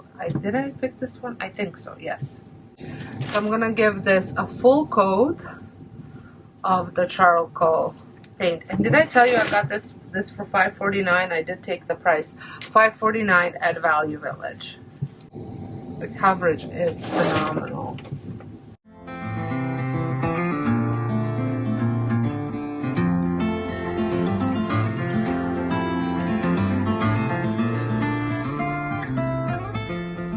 So it's fully painted now, and I'm going to let it dry. Probably gonna have to touch up areas where my hand's gonna touch it, but as you can see, it's showing up a little bit, but don't worry, we're not gonna put another coat, but we will be doing that dry. So the vase is pretty much dry, so I'm going to use the white wax. So this is what that looks like. You could also do dry brushing with white paint if you wish so. So I just put a whole bunch on my brush. I'm going to try this one. Hopefully it will work, but you don't want to have too much. And this side is drier, and then I'm going to just brush it on in all the opposite directions, swirl it.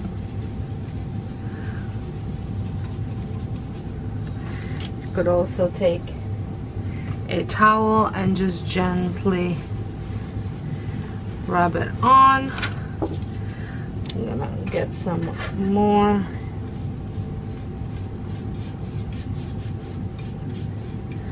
You can apply more in some areas, less in the others.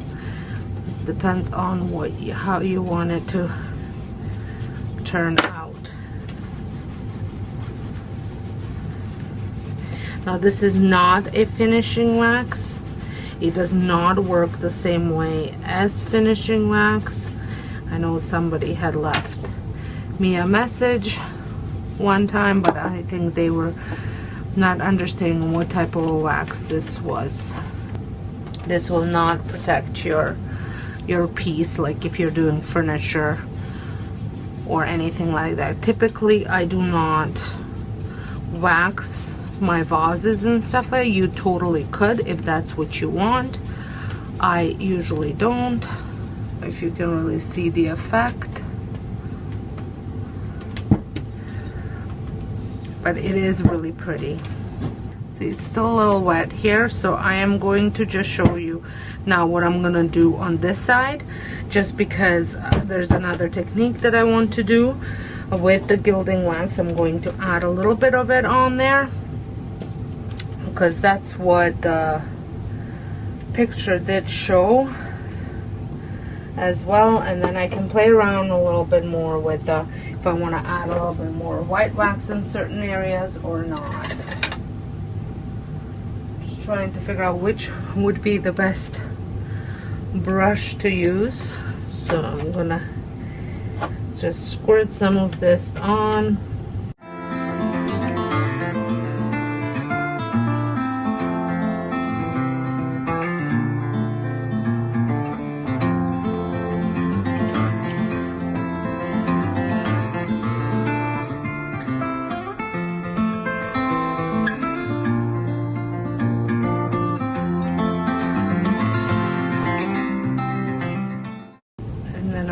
To add it to the bottom as well, and there's a little crack here at the bottom which I thought would look really good right there. It's not cracked all the way through, it's just more like a chip.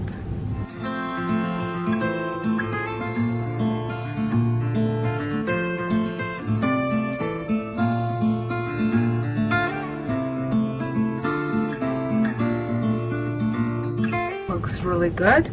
And I'm going to add, just because I can see right here, I would like to add a little bit more white paint. I mean wax.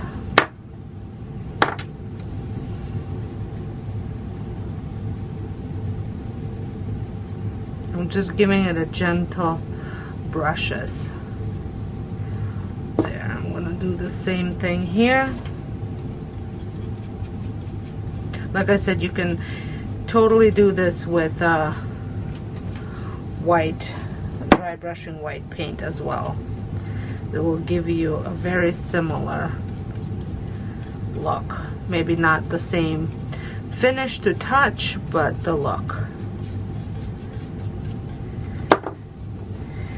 I'm just trying to get rid of like where you can see like there was almost a brush stroke, so I just tried to blend those in.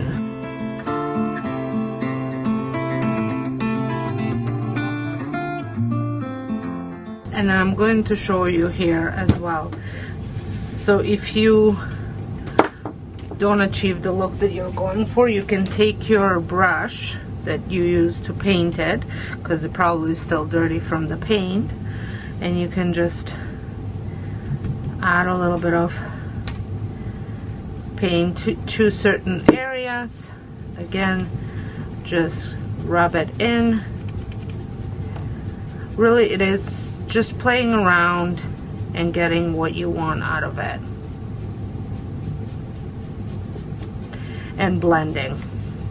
It's like applying eyeshadow. Blend, blend, blend, blend. So I'm going to finish, probably do the same look on the other side. So I must say I'm quite impressed with the way this turned out, and what a saving for $6 versus hundreds to $200. By the Pottery Barn textured earthenware vase, which retails for a whooping $99, but we're making our own for just a few dollars. I'm starting with a thrifted vase that has a great shape but definitely needs a makeover.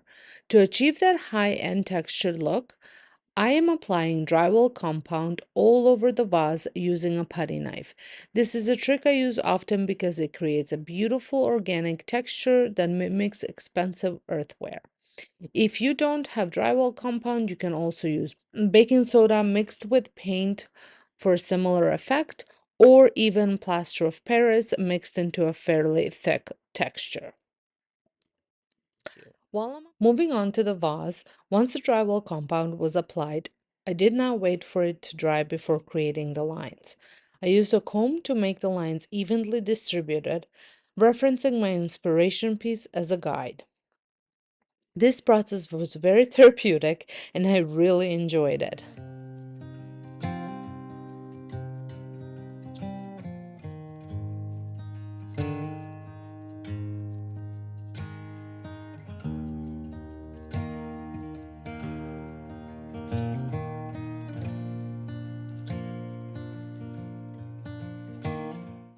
Once it dried for about 24 hours, I sanded down any rough peaks using sandpaper from Dollar Tree.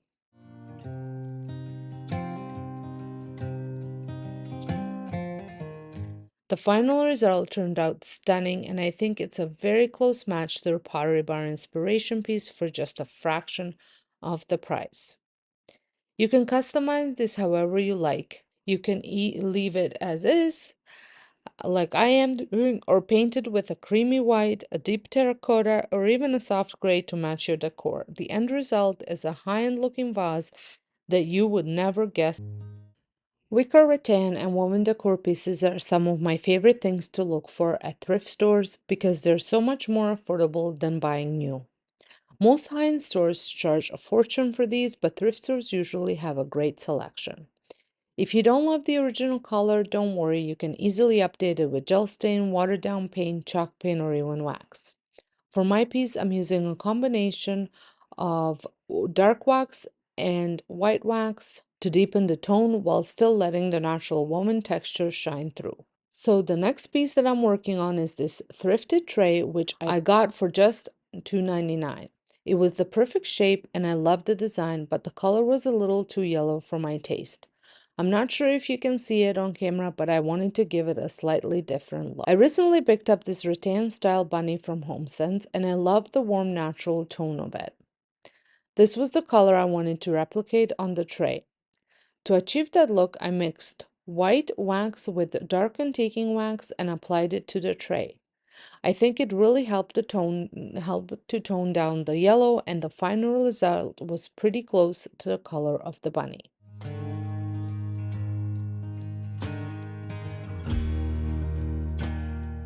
Like I said, trays like these can be so expensive in stores, so I always keep an eye out for them at thrift stores.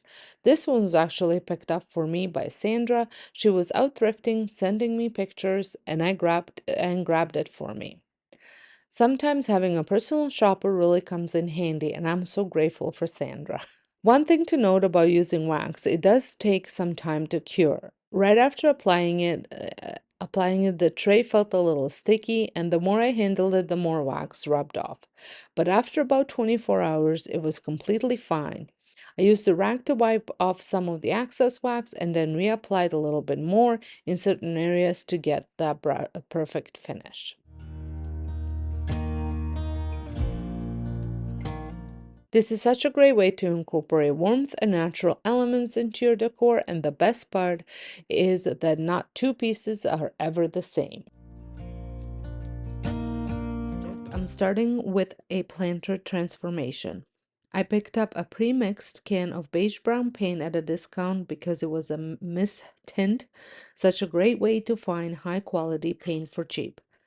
I also found a planter with an attached saucer at the thrift store, which became the perfect base for this DIY.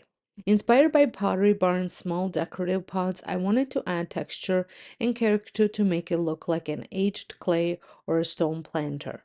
To achieve this, I mixed plaster of Paris into my paint and applied 2 coats for depth and texture. I love how the brushstrokes soften the look while adding dimension.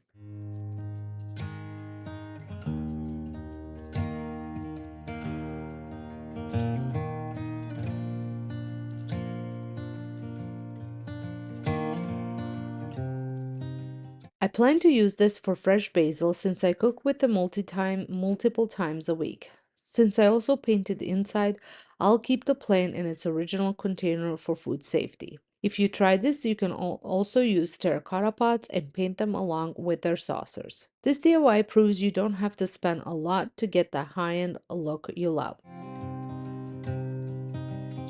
And here it is. I just added a faux plant to it because I did forget to pick up the basil when I went to the grocery store. So you'll just have to check it out on my home channel. I transformed a thrifted wooden shelf that my friend found for me for $7.99. It was the perfect size, but I wanted it to match my kitchen island. I ended up sanding off some of the finish, just a clear coat. I wasn't aiming for perfection since I was going to be painting it anyway. I just wanted to rough it up a little bit. I used a hand sander with 220 grit sandpaper that had been used several times, so it wasn't too aggressive, but it still did the job I needed. There are many places where you can find small shelves at different price points. I even found one similar to mine but larger on Etsy for a lot more than what I paid. If you're looking for a piece, just be patient. The right one is out there and you just need to find it. Once everything was sanded down, I brought it inside and used the same paper that I picked up at Dollar Tree uh, to get in all the little nooks and crannies that the sander couldn't reach, especially underneath the small hanging parts. This step took a little longer since it was difficult to get in all the tight spaces by hand.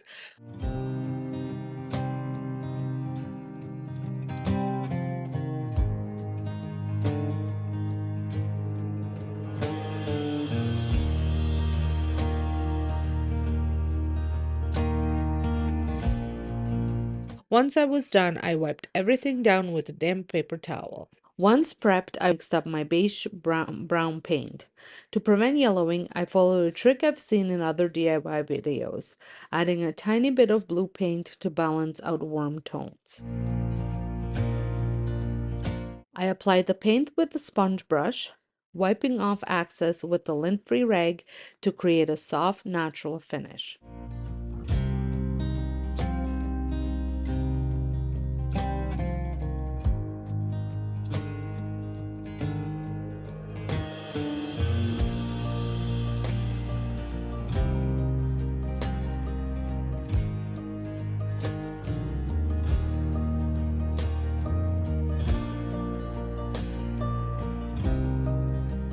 I worked by sections so that way the paint did not dry on me. If it happens that you are working on a larger section, just make sure you have a bottle of spray bottle with some water in it so you can keep your paint wet.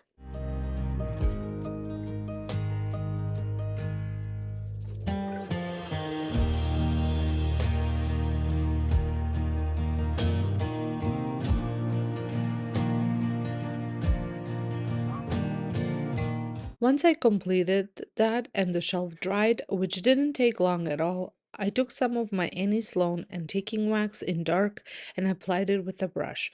The brush I used was similar to stippling brush, and I worked in very small amounts at a time, brushing it out as I went. This darkened the paint slightly and really brought out all the grooves and wood grain which I love. After applying the wax with the brush, I buffed it out slightly with the rag. You don't need to fully buff the antiquing wax, you can simply wipe off the excess. In my case, I wouldn't say I buffed it out completely, but I did make sure to wipe it well after applying it with the brush to even everything out.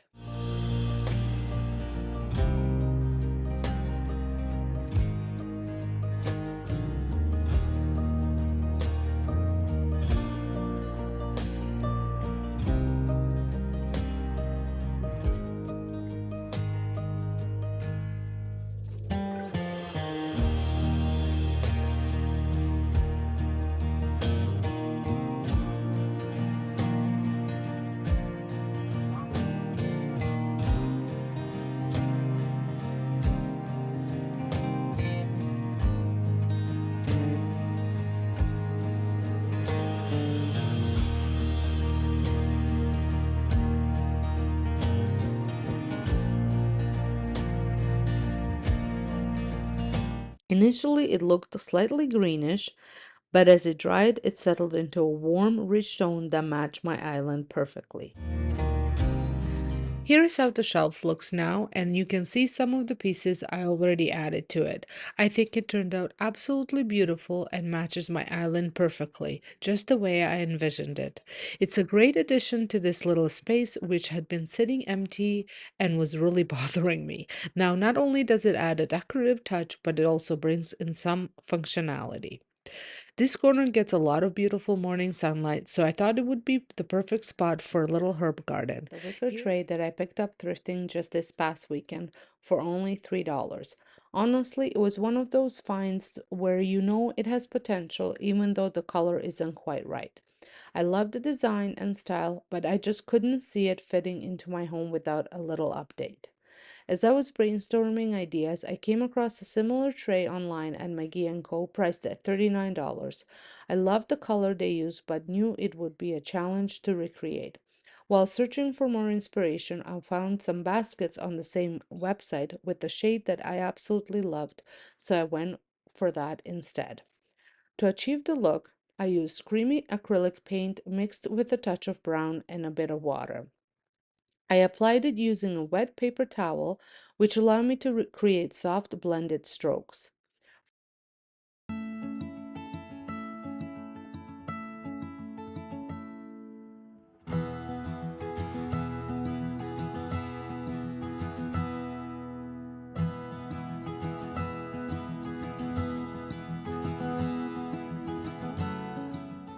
For the details and crevices, I used a sponge brush to make sure everything was covered evenly.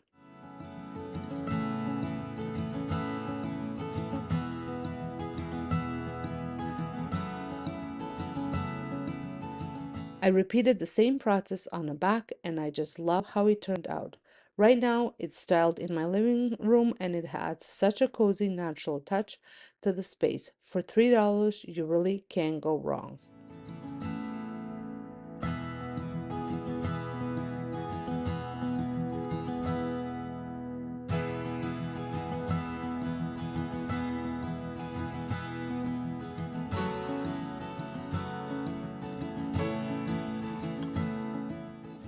Next up, I worked on a vase I found for $5 at the thrift store.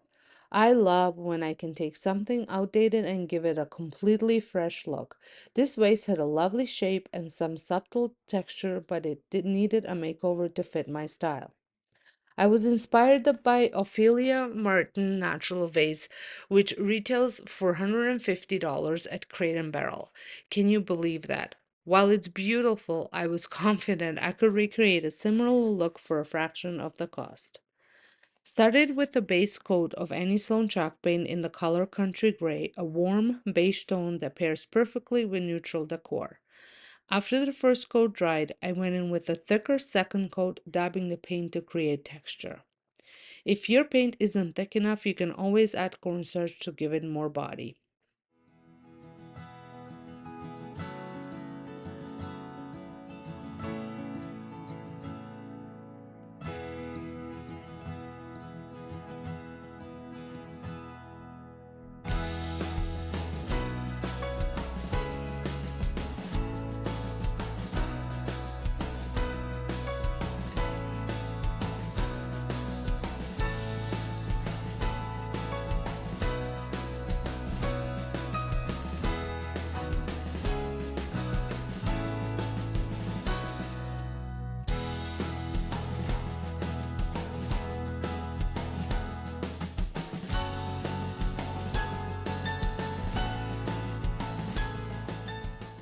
Once that layer dried, I blended brown and beige paints using a damp sponge, softly adding color to random spots for a natural age effect. I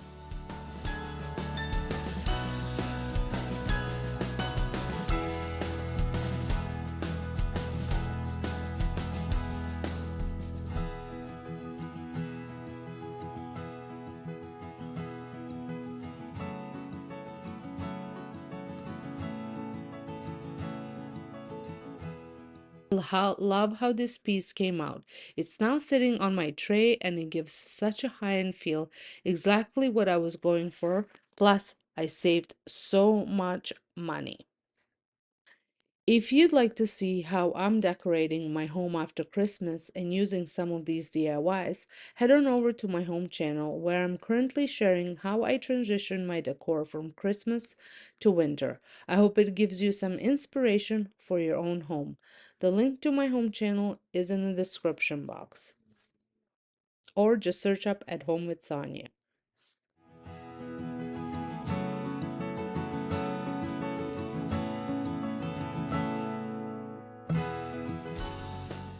For the last DIY, I've been so excited to recreate this for a while now. I've been searching for vintage salt and pepper mills, but I couldn't find any in secondhand stores, thrift shops, or even antique stores.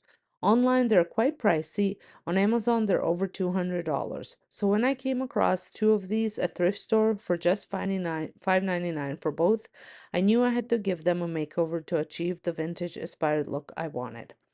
I took inspiration from a tray I recently purchased, which had this beautiful aged gold finish, and I decided to recreate that look on the mills. I started by spray painting them fully in metallic gold for a base. After that dried, I began layering on different shades of gold, soft gold, yellow gold, and a touch of black, using a craft sponge and a brush. However, I quickly realized that the surface was too slippery and the paint wasn't blending the way I wanted it.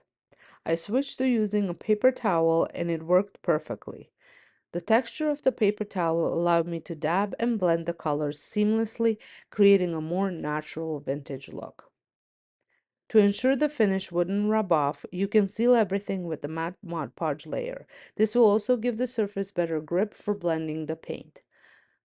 The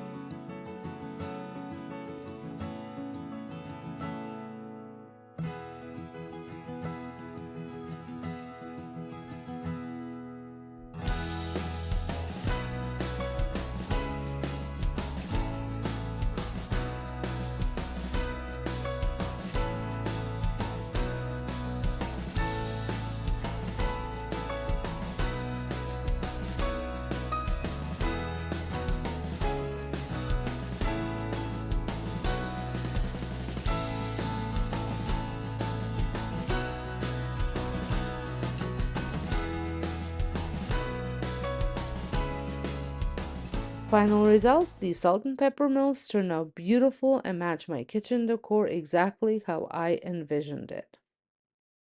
Thank you so much for joining me for these high-end DIY dupes. I hope you have found some inspiration to recreate designer looks on a budget.